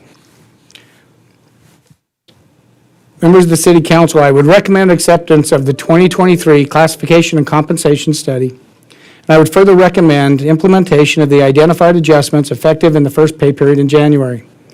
I would also recommend that any unique adjustments necessary to address the City of San Clemente situations, once approved and included in the study, be retroactive to the same implementation date as the other employees. Finally, it should be noted that the study is attached to the staff report to address Government Code 54953C3, which in part states, prior to taking any action, the legislative body shall orally report a summary of the recommendation for final action on the salaries, salary schedules, or compensation paid in the form of fringe benefits of a local agency executive as defined in subdivision D of section 3511.1 during the open meeting in which the final action is to be taken. And just again, want to thank the employees for all the hard work they do, for the City Council for being willing to consider this in a previous MOU, and would like to very proudly present this to the City Council for consideration. Thank you, City Manager. And by the way, our consultant is here tonight. If there's any questions of the consultant who put the study together, and certainly the team that did all the hard work with that, so. And if I'm not mistaken, we have a lot of our employees here in the audience Great as well. employees here, that's right. I know that, I think it's safe to say we spent a lot of time with the city manager and staff preparing the item, so, but if anyone has any lingering questions for our consultant or staff, this would be the time to ask. Is there public comment? We do have one speaker card. Okay. Any questions of staff before we hear from the public? Okay, then let's hear from the public. Cade Boiserank. Cade's not the public.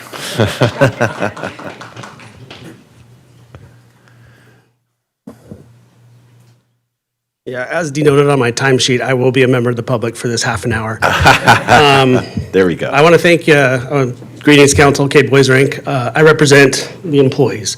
The Employees Association endorses the staff's recommendation. We are encouraged by the progress we've made under the new management, and I'm also personally encouraged by the willingness this council has shown to show appreciation to the employees, not only in kind words, but also with the staff recommendation that is before you. I don't really have anything other to say than to recognize the employees that took time out at like 9:30-ish on a school night and a work night.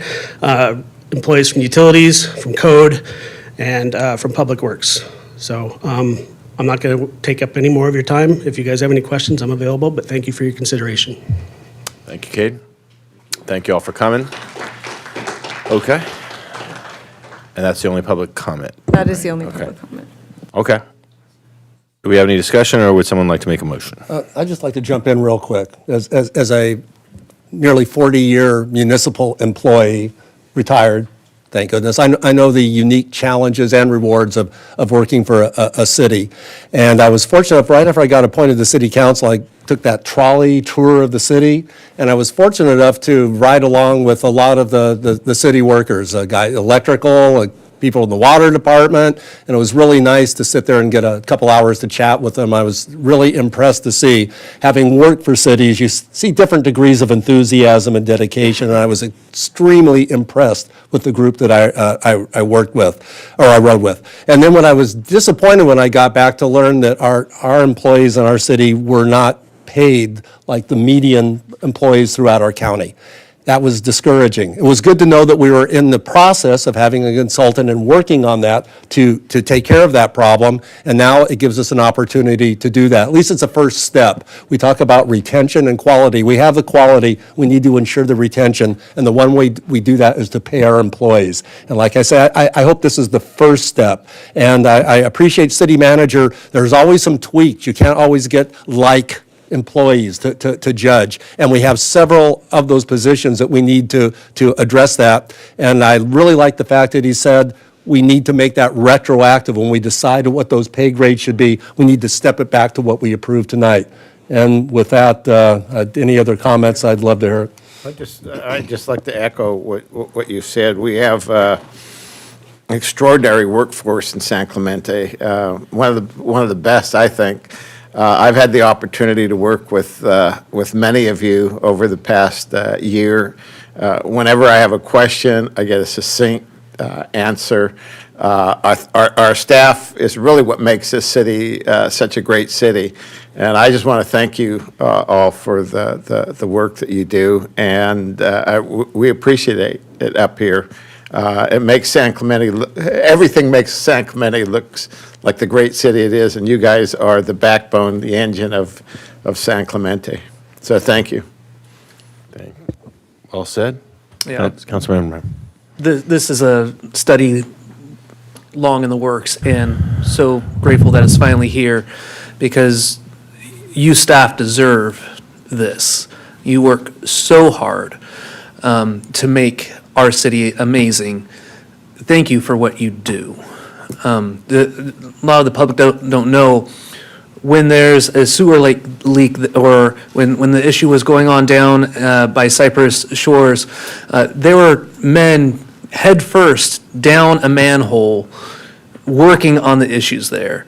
They are, and without complaint, and they do so, and that's just one example. They are out there all the time. They are unseen heroes of this town. And if we want to retain them, if we want high-quality staff to stay in this town and to give us the services that we want, then we need to pay them what they deserve. Well, I'll close it out by echoing all of that and just saying, we have the best city team around, no doubt about it. With our 100-year city, right, we got a lot more challenges than other places too, and a lot going on.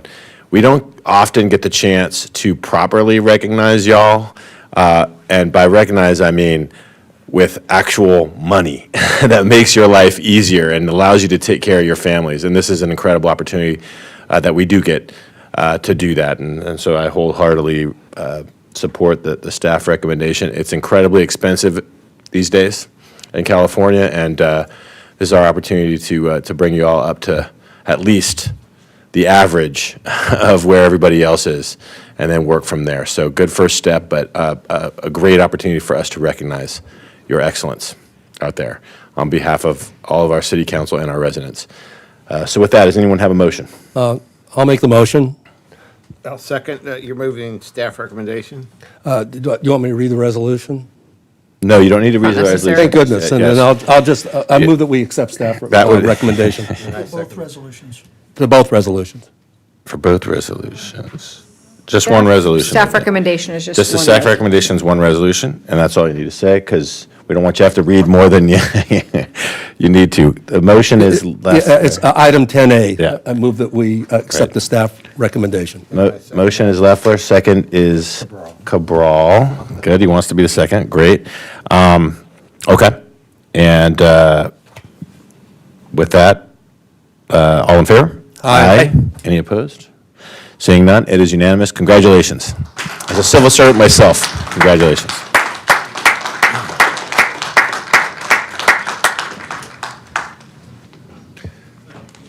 Okay. Okay. Thank you guys for hanging out this late.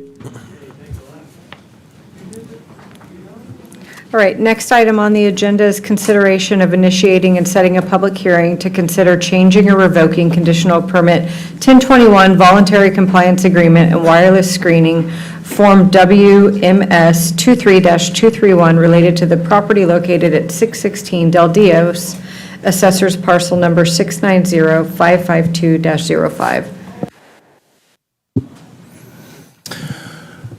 Good evening, Council. Adam Matamian, Community Development Director. The item before you tonight is a procedural issue of whether and when to schedule a public hearing if the City Council should elect to do so. This item is in relation to the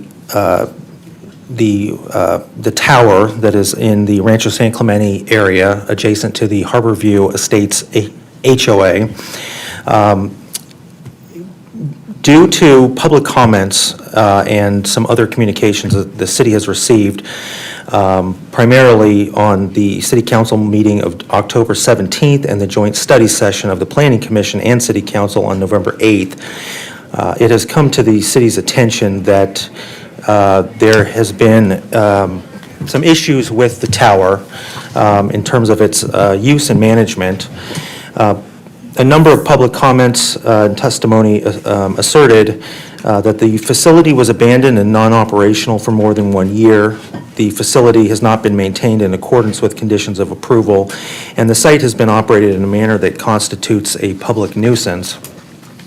The staff report provides a lot of additional detail and background on some of these specific items, but it should be noted for the record that the information that staff has received have come both from the public but also from the property owners. We have, it has been reported to the city by the property owners and their attorneys that there are trespasses onto the site that have been occurring, that repairs to the site fence have been damaged, and that there have been instances of vandalism and damage to vehicles left on the site. And so there are a number of issues occurring here that are both stemming from the public but also from the property owners themselves. And so in order for the city to investigate the appropriateness of prior approvals, staff is recommending that the City Council schedule a public hearing to be held on January 16th, 2024, to consider evidence as well as further public testimony of these matters, provide notice to and an opportunity to be heard by the for the owner-operator of the tower, as well as the applicant for additional wireless infrastructure and determine whether a change or revocation of conditional permit 1021, the voluntary compliance agreement that was entered into on or about July 6th of 2023, and or wireless screening form 23-231 is warranted. So with that, I will end my presentation, but staff is available for any questions. And again, our recommendation is to approve Resolution 23-159 to that effect. All right, thank you, Adam. Any questions of Adam before we hear from the public? Okay, let's hear if there's any public comments. Mr. Mayor, can I ask the city attorney, this is kind of a unique situation on a public hearing of this. Could you maybe enlighten us on maybe some deportment issues so the audience knows the importance of this? Yes, of course. This is a unique situation in that the discussion item is whether to set a public hearing. If the council decides to set a public hearing, that's a quasi-judicial hearing, and there are two constitutional requirements that need to be kept in mind which bear in relation to making comments to the public. One of which is that the decision makers have to remain fair and impartial. That means that you cannot form a prejudgment before the end of the hearing that you might be setting. So to that end, I would recommend that you not respond to any public that might come up unless it's related to whether to set the hearing, meaning not on the substance of the application. And then the other item is respect to disclosures that might occur at the public hearing that you might set. That would occur at the hearing. So I would caution against making any comments back to the public because you're just talking about setting the hearing. And that would include gestures also, which might mean you might have to recuse yourself if an item came before us? So I would suggest keeping a straight face as much as possible. I will do my best. Thank you so much. Thank you. All right, yeah, in other words, I mean, as a common practice, we try not to engage with comments, right? Even when people ask us questions here, especially so. So as long as everybody understands that, let's proceed. Thank you, Councilmember Leffler, and hear public comments. Okay. First three speakers are Sean Cobb, followed by David Armstrong, followed by Courtney Morrow.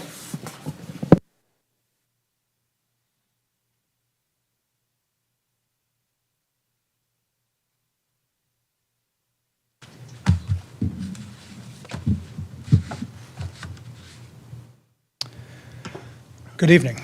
My name is Sean Cobb, and I am a litigation partner with Alan Mackins out of San Diego. I'm appearing here tonight on behalf of American Tower, the property owner of the property subject to today's hearing. It's been a very long night, so I'm going to be brief. American Tower opposes strongly moving this matter forward to a public hearing. It also opposes strongly any actions by the City Council to limit or revoke its conditional use permit. Earlier today, one of my colleagues provided by email a 9-page letter to city staff and asked that that letter be provided to the council members in advance of this hearing in the hopes that you all would have an opportunity to read it before deciding on the matter before you tonight. If you have read that letter, thank you. If you have not, I strongly encourage you to do so. The letter addresses the factual and legal elements set forth in support of staff's recommendation to move this matter forward for a public hearing. It explains why the legal theories advanced by staff and relied upon by staff are in fact contrary to law.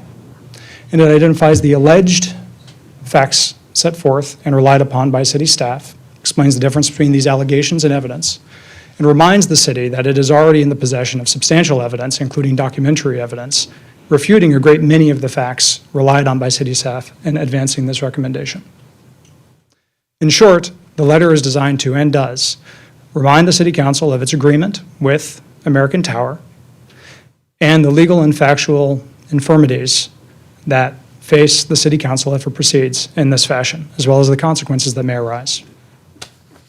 For 62 years, American Tower has owned and operated this site, and it has done so in a cooperative fashion with the city and the surrounding community. It hopes to continue that. That cooperation, however, does require respect for its legal rights. both respect to its ownership and its use of the property. Moving this matter forward to a public hearing and seeking revocation or any sort of limitation on the conditional use permit does not respect American Tower's legal rights and puts us on a course not of cooperation but of adversity. Again, if you've read the letter, thank you. If you have not, I strongly urge you to do so and to consider it carefully before voting on an action that could very well constitute a breach of contract and lead to further consequences. Thank you very much. Thank you. Just for the record, the letter that council has referred to is at the dais of the council and is also in the back for public review. Can everybody have a hear the copy city as well. attorney in the back? Rod, can you hear, you can hear the city attorney? Okay. So if you couldn't, she said that there was a copy of the letter referenced during that comment that's in the back available to the public. Thank you. Next three speakers are David Armstrong, Courtney Morrow, and Sean Cayley. Good evening. It's my third time up here, so I'll be brief. It's been a long night for sure. David Armstrong, I live on 707 Loma Adria. I'm part of the board of directors for Rancho San Clemente in terms of Harborview Estates and represent them tonight wholeheartedly. So first of all, I want to applaud Jonathan and Adam as well as all the city council for immediately taking action on our last meeting, and they actually went to the site, our site, the day after. It's impressive. So thank you for that action, all of you guys. And based on everything we've talked about at the last meeting, we wholeheartedly support moving this to a public hearing on the 16th of January, which is the next council meeting. And I did want to provide over 130 signatures of that support within our community as well tonight, and a letter too. So that's all I have to say, and thank you again for your efforts. Thank you.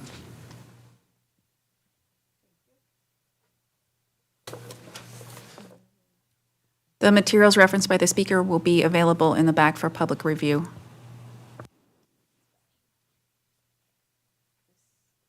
Different, these, I don't know, I'll have to find out.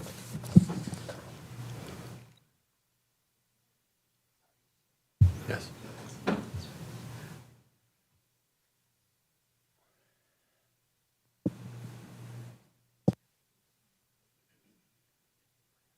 Yeah.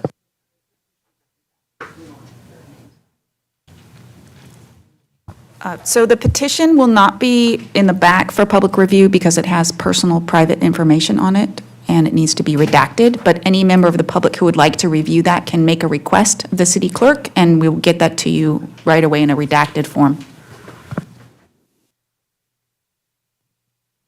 Okay, Courtney Morrow. Good evening, Courtney Morrow, resident in Harborview Estates. There's been a number of misrepresentations. I'm not going to go into it. I fully support staff's recommendation to move this to a public hearing. I mean, even just a couple minutes ago, American Tower has not owned that property for 62 years. They bought it in 1999. So just on that fact alone, that can't be true. Please do what's right by the residents and move this to a public hearing. Give the residents of Harborview and of Rancho San Clemente their due process. Thank you. Thank you. Sean Cayley, followed by David Schick.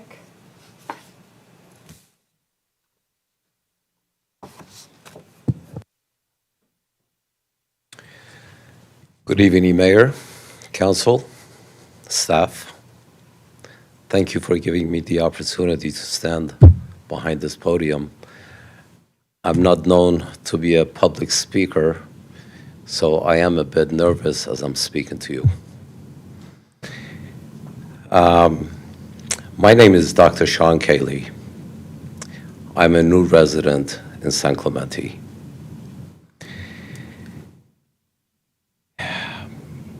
I reside on 303 Paseo Pinto, which is in close proximity to the tower.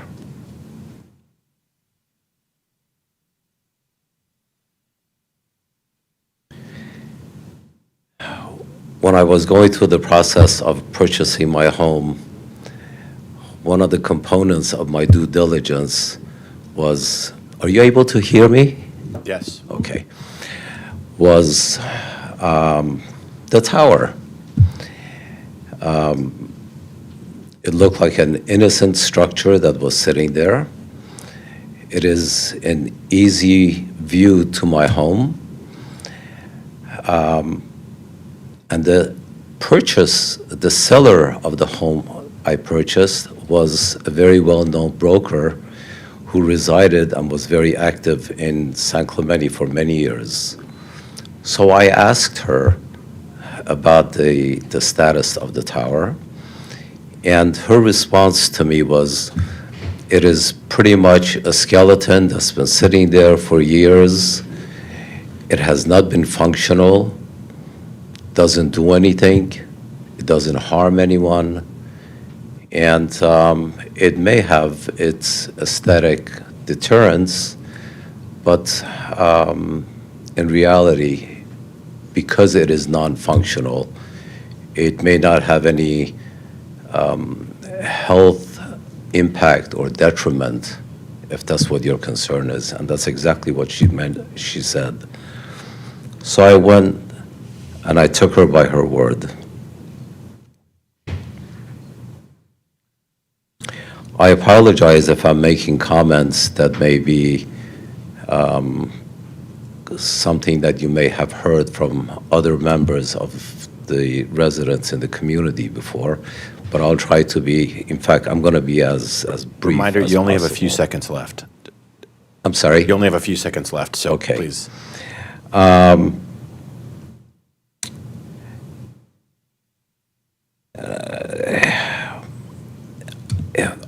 Not too long ago, I had to change the color of my door from white to white, a bit of a different shade in white. Sorry. I had to go through the I apologize. process.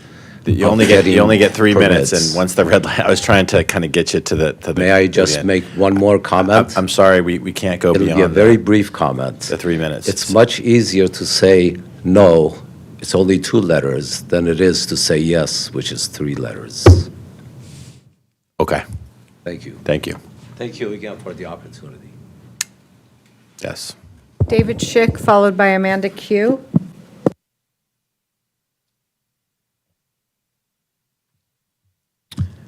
Good evening, Mayor, council members, and staff. My name's David Schick. I reside at 305 Paseo Pinto, near the tower. And I just wanted to go on record tonight to say that I do support the city staff's recommendation to hold a public hearing January 16th and to consider revocation of, 1, the permits that are related to the use of the tower as a cell facility, as well as the premature agreements that were reached, and the agreements were made with telecommunications companies. Thank you. Thank you.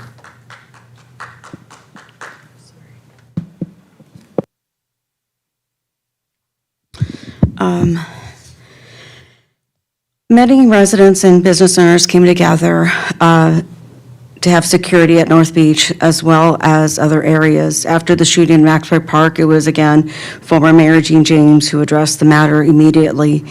And it was Captain Benfield who had a neighborhood watch meeting to address those concerns. And flock cameras were installed at Maxwell Park. And extra, surveillance, extra patrolling was done. Here's another community who definitely has legitimate concerns about having a cell tower on an abandoned building that has been abandoned for over 60 years.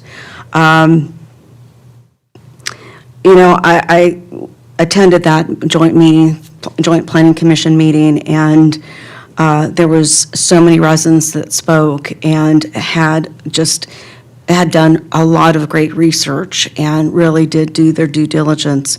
And I really am supportive of a public hearing. I think this is needed, definitely regarding this matter. Thank you so much. Thank you. No further speakers. All right.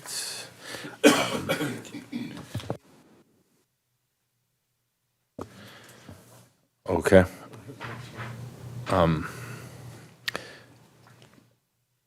City Attorney, got a request from a council member for a moment to read the letter that was referenced by a first speaker. By all means. Is that appropriate that we take a? Yeah, so I would recommend you take a 5-minute recess to do that. Okay, we're going to take a 5-minute recess. See you back at 5 till the top of the hour. Thank you.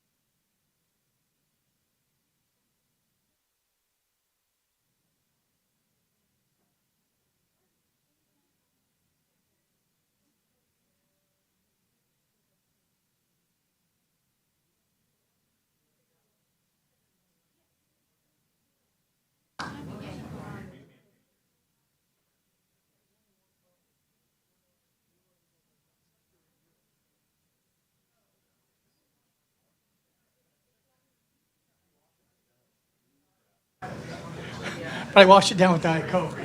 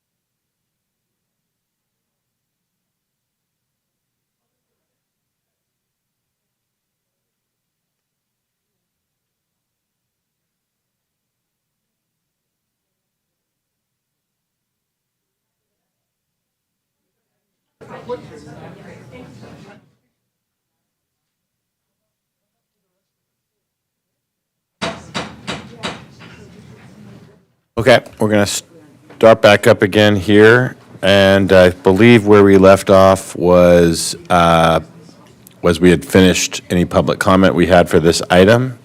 So now it is appropriate to engage in discussion.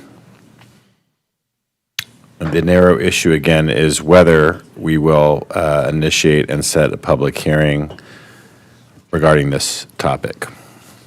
Does anyone want to start a discussion or make a motion? I'll make a motion that we schedule a public hearing.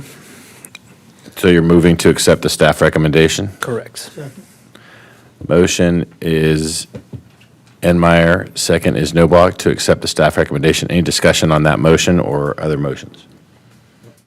Okay, seeing none, we will go ahead and vote on that. All in favor? Aye. Any opposed? It is unanimous. Thank you.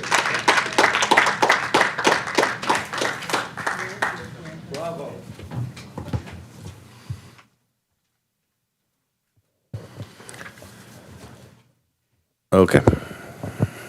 City Clerk? Okay.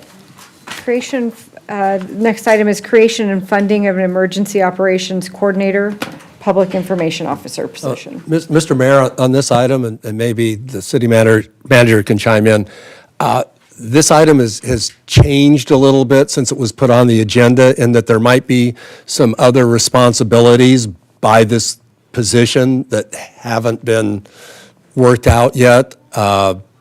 And don't need to elaborate, it might have changed a little. It might make it worth continuing to the next meeting, maybe, if the city manager wants to chime in. Yeah, it would be, I think it would be beneficial to provide some additional information to the Public Safety Committee about maybe some thinking of having that particular position be a little bit expanded from what they are proposing to the city council and part of the staff's recommendation to make that part of the budget process, so that we can look at it a little bit more holistically and how it fits into the organization instead of just individually on this.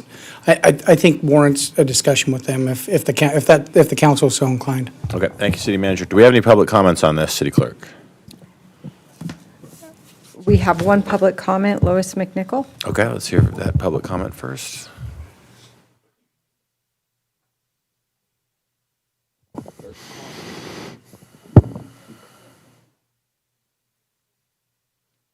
Well, I know that you are continuing this item, and I'm really happy to hear that, because I'm getting a little confused on whether or not San Clemente has money or doesn't have any money, because all of a sudden, we don't have money for elections, but we have money to do a staff recommendation to go ahead and give everybody more pay, and I'm not against that, but then we need to be consistent. And now we're saying, well, now we need an emergency coordinator. And I'm reading about this. Well, what is this person going to do? I know what the emergency person did where I worked, because I was that person. And I did that in addition to my other jobs. So I'm not sure that a particular person who does only emergency preparedness is actually worth the money that San Clemente would put out for that particular individual unless you can definitely put down a lot more information than you have here. Thank you. Okay, does anyone want to make a motion? I'd like to make a On the motion that we. Before a motion's made, let me just ask a question of the city manager. This function is an important function, and the purpose for the continuation is, I suspect, so that we can consider other functions that might be compatible and wrap in.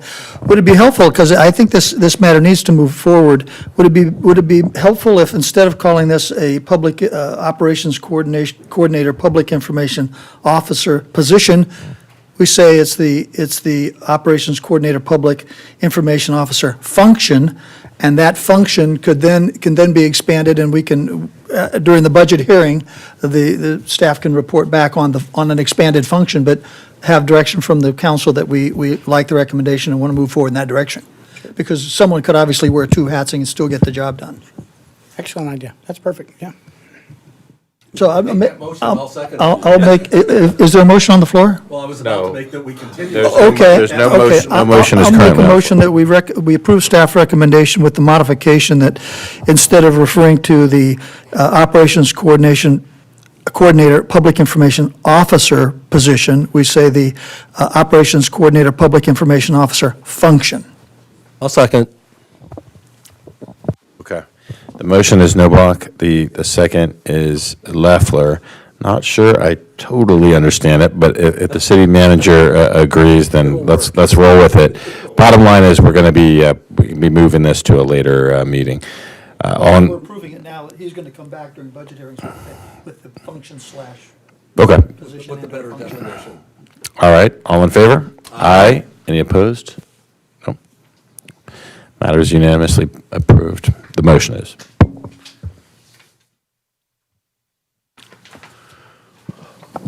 Okay, Mayor and Council, next item on your agenda is the appointment of 2 Coastal Advisory Committee members from the eligibility list that was created at the interviews on October 30th, 2023. So before you are the applications for the 3 individuals that you placed on the eligibility list: Richard Ayer, John Dolegowski, and Brian Jacobs.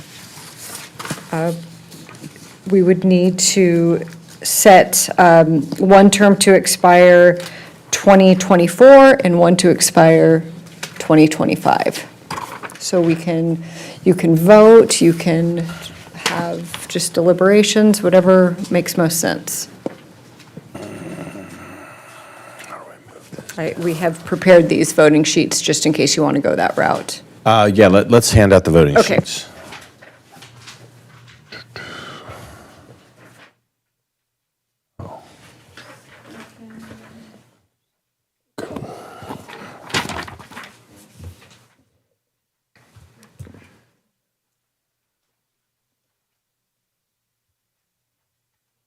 How are we going to distinguish? Well, do you want to, should we pick the 2 first and then pick the term? Okay. My computer shut off.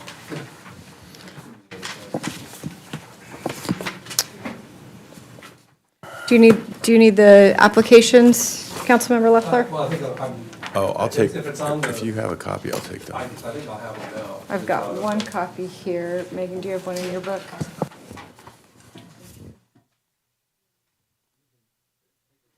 I have a copy right here if you want. Oh, thank you. Yeah, 3 of them there. Okay. Okay. Oh, thank you. I was saying, made it easier on me.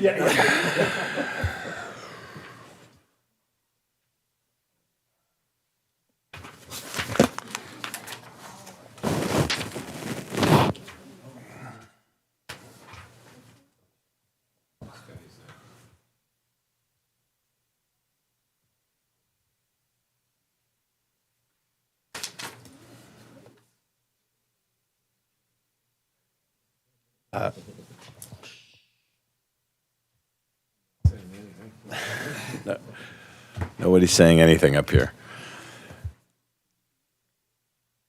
So yeah, just checking, for now, we're just checking 2 of the 3 candidates.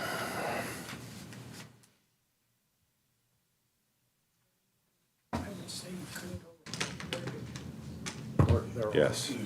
Yes, we got great pool for all of our, actually, commissions and committees, but especially Coastal Advisory.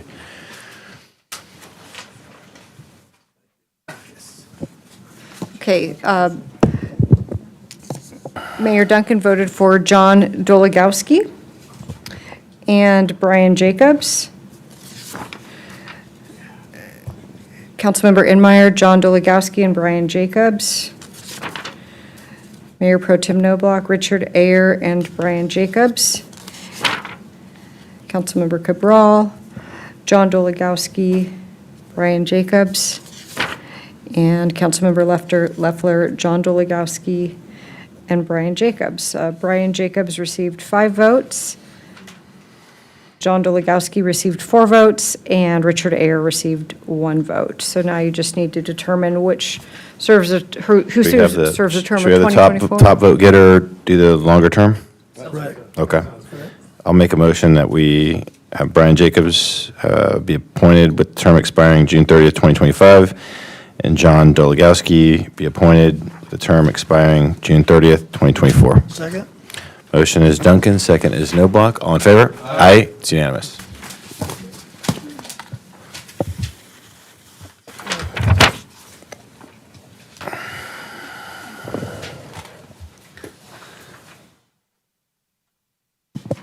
Moving on to item 10E, update to council appointees to regional committees, commissions, and boards. Before you is the current list of council-appointed representatives to committees, commissions, and boards. We can go through each item, or you can vote to keep things the same, pull items that you want changed. What's council's pleasure? I'd like just to address one appointment, if. Yes. Yeah, I was approached by the chamber to be on a panel. They have a new program starting. It's kind of a mentorship program called the All-Star or something. They're going to work with the high school. And I'd like to do that, but in concert to that, if Councilmember Cabral doesn't have an issue, I wouldn't mind being their liaison also, since it's going to kind of parallel that. Yeah, I don't have a problem with that. I defer to him to be the representative. Okay, so currently, city clerk, who is our Chamber of Commerce? Who, it's, and then, and Noblock's the alternate? Correct. And Victor, you're willing to substitute in Rick as the primary? Yes. Okay. Anyone have a problem with that? No. Okay. And Councilmember Noblock, you'll remain the alternate. You're fine with that? Sure. Okay. Any other changes? Don't we have to approve one for the vector that's due? For the what? For Vector vector Society, control, yes, that, if or you Vector would like to change the term on that, Councilmember Noblock's term expires January 2024, but if you don't make any changes to it, and if Councilmember Noblock wants to remain on that vector control district, then we do not need to make any changes. Okay. All right. Are you good? Yeah, I'm good, that's fine. Okay. Do we need to make a motion or something? Can make a motion to approve the changes, or one change, Okay. okay? Motion to approve the appointments with the one change that we agreed on Yes. regarding Chamber of Commerce. Yes. Motion is Duncan, second is Leffler. All in favor? Aye. Any opposed? No. Unanimous. Okay. Oral Communications Part 2, Michelle Brooks.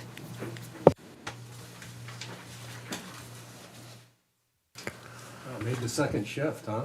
I did, you guys. I wasn't planning on coming tonight. My kids had cotillion. I got home and was watching the vote on TV for districting, and then I got in my car and I came over because it really seemed, everybody speaking tonight and the way the conversations were going, it really seemed like MAP 120 was such a safe and fair compromise. And I'd like to say I don't know what happened. I really feel it's very clear what happened. Councilmember Enmeyer, in my opinion, chose to cut a district. So here's where I'm upset.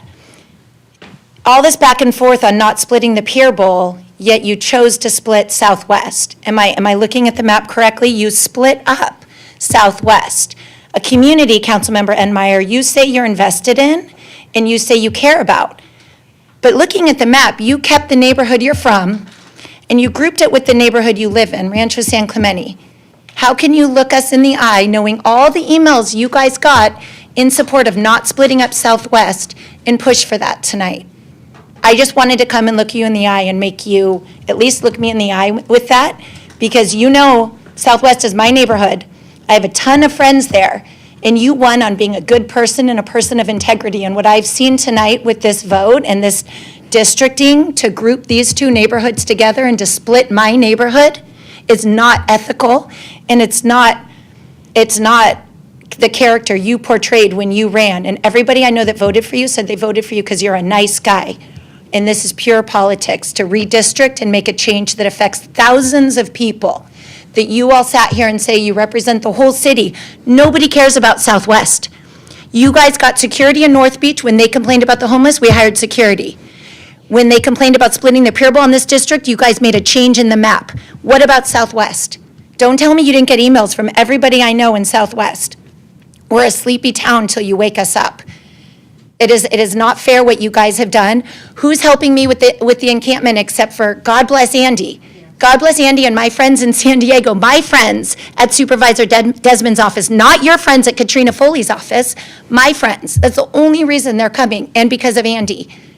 You have done nothing, Councilmember Enmeyer. You say you're invested in Southwest. I'd like to know what you've done for us. You sit on town halls or task forces.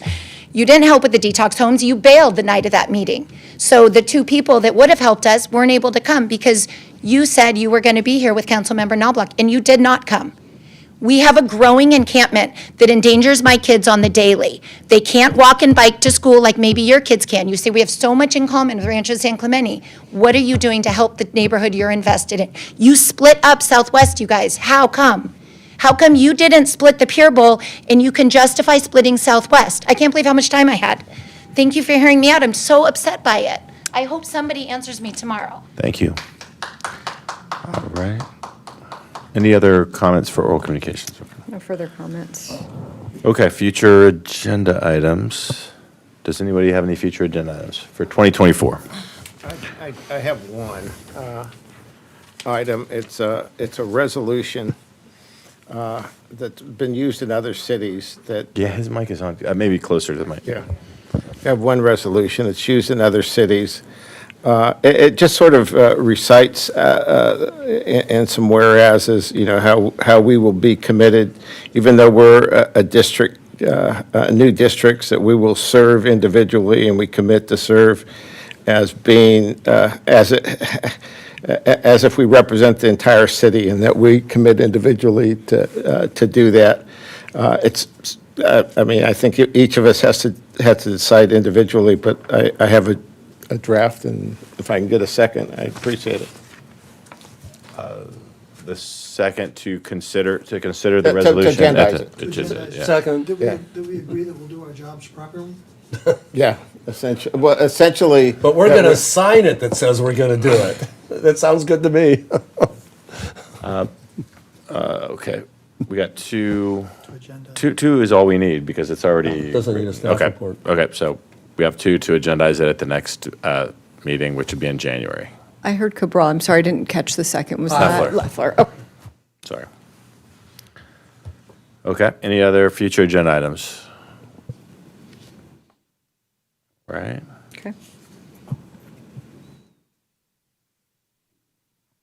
And reports Yep, from commissions and commission committees.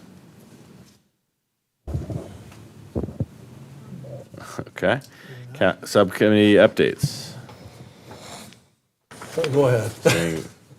Oh. Just that our homeless subcommittee, we had a great tour with Jamboree Housing, that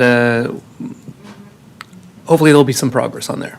I just want to add, this was regarding workforce housing, housing for teachers, first responders, similar to housing that we already have in town here. This isn't shelters or permanent supportive housing. This is affordable housing, which we need for our city element anyway. So let's put it in perspective. Okay. All right. Any other subcommittee updates? We don't have that many. Okay. Council members. One more quick thing, just for clarification. So we accepted a map that, wasn't in the running all along when we were looking at what districts are going to be up for election in 2026. Does that change anything? I don't know if that's in order to discuss. Well, we've passed it. I'd like to know what we passed. So for clarification, you mean up for election in 2024? I'm sorry, Okay. 2024, yeah, which two districts? Okay, you're just asking for clarification. Yeah, just for clarification.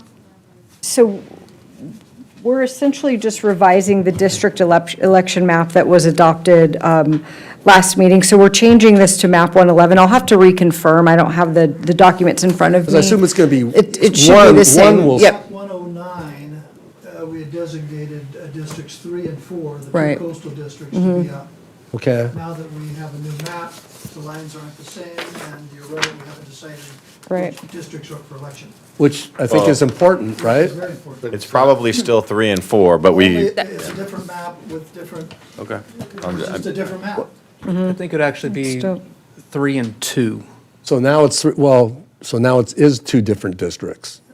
Yeah. There's no suggestions, so I think we had probably agendize. City Attorney. to So discuss. just for clarification, you introduced an ordinance today, first reading, that just changed the map. Okay, not. So the not- ordinance okay. that was adopted in terms of which districts occurred in which years? Yes. That's the same. Okay, So the only thing that the ordinance that you introduced today would change, if you adopted at the next meeting, would be the map.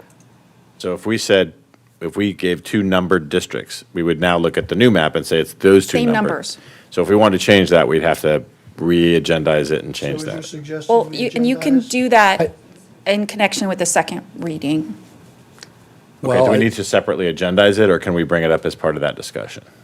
If you want to separately agendize it so staff knows what to do, I'd that like would to be agendize helpful. it so we make this clear. Okay. It should be Yeah, I had clarified. the same concerns or the same questions, so I'll second that for agendizing discussion. And we probably need a staff I'll report. third on that, so that we have a staff report. To answer exactly what questions, so we have some guidance. Which two districts are up in 2024? Got it. Which two districts will be up for election? Okay, thank you.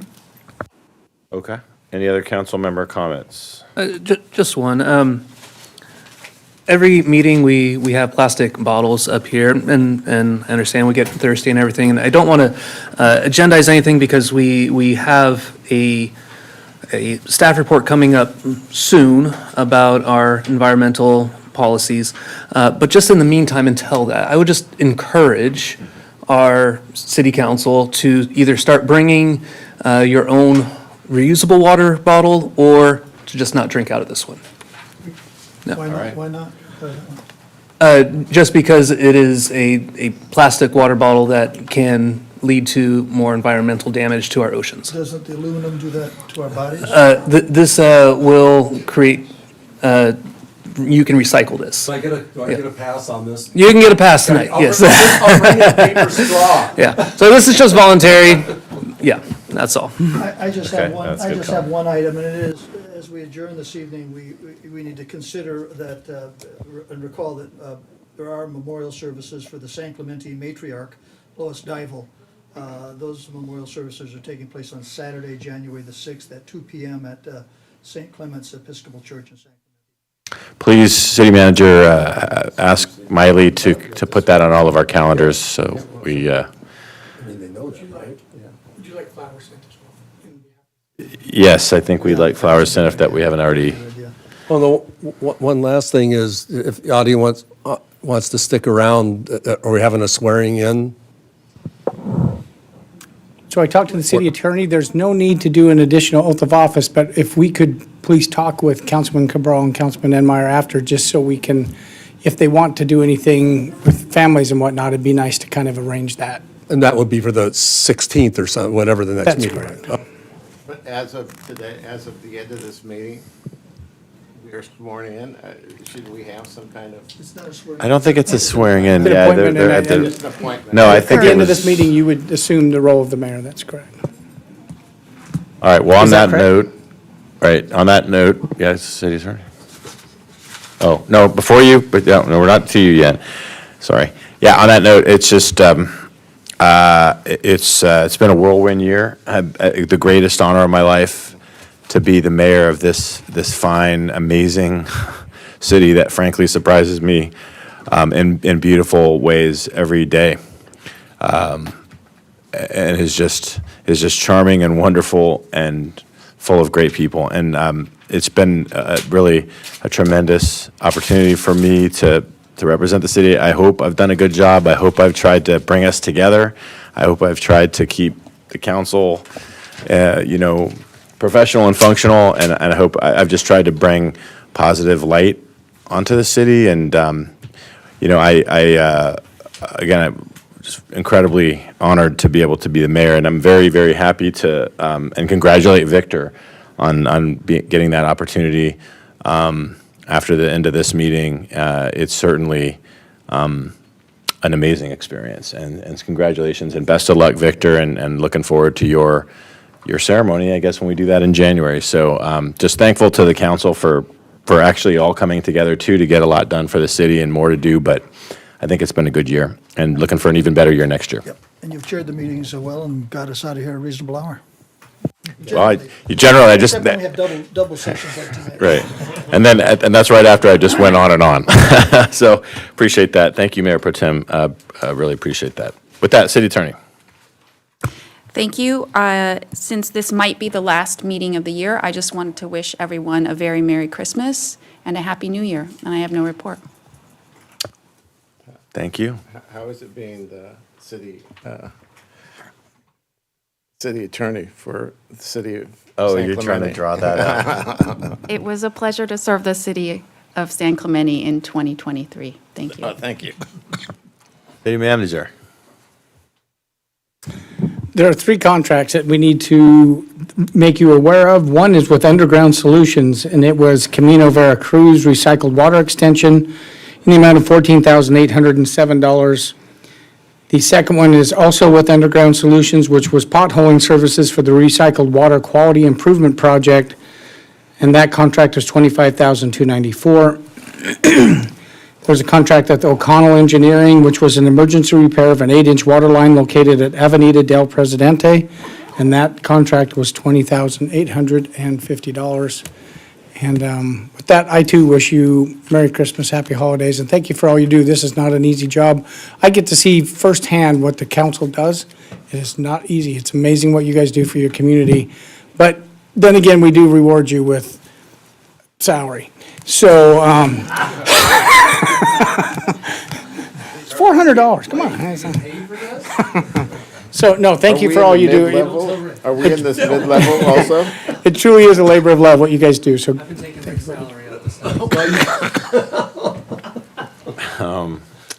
With that, yeah, let's adjourn in honor of our residents and have everybody has a safe and healthy and happy holiday season. And we get to come back and have a bunch of fun next year. I see, City Clerk, that we are adjourning until our December 14th meeting, so we'll make that decision at a later date. We can adjourn to January 16th. We had nothing Okay. continued Does someone tonight. want to make a motion to adjourn to January 16th? I'll make the motion that we adjourn to the regular meeting on January 16th in the city council chamber. Second. Okay, motion from Leffler, second from Noblock to And- adjourn to our. I'll just finish that. The regular meeting will be held at, closed session will begin at 5 o'clock, and the regular, Yes, maybe no. and the regular business meeting will be held at 6 o'clock. Yes. The meeting will take place in the council chambers located at 910 Cali Negocio, second floor, San Clemente. Thank you, City Motion Clerk. by All in Leffler. favor? Aye. It's unanimous. Just as a, it's very likely that there will be some.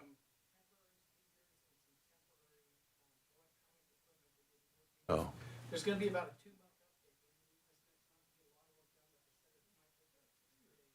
2-month. Voting machine, they voting now? The voting machines, the new.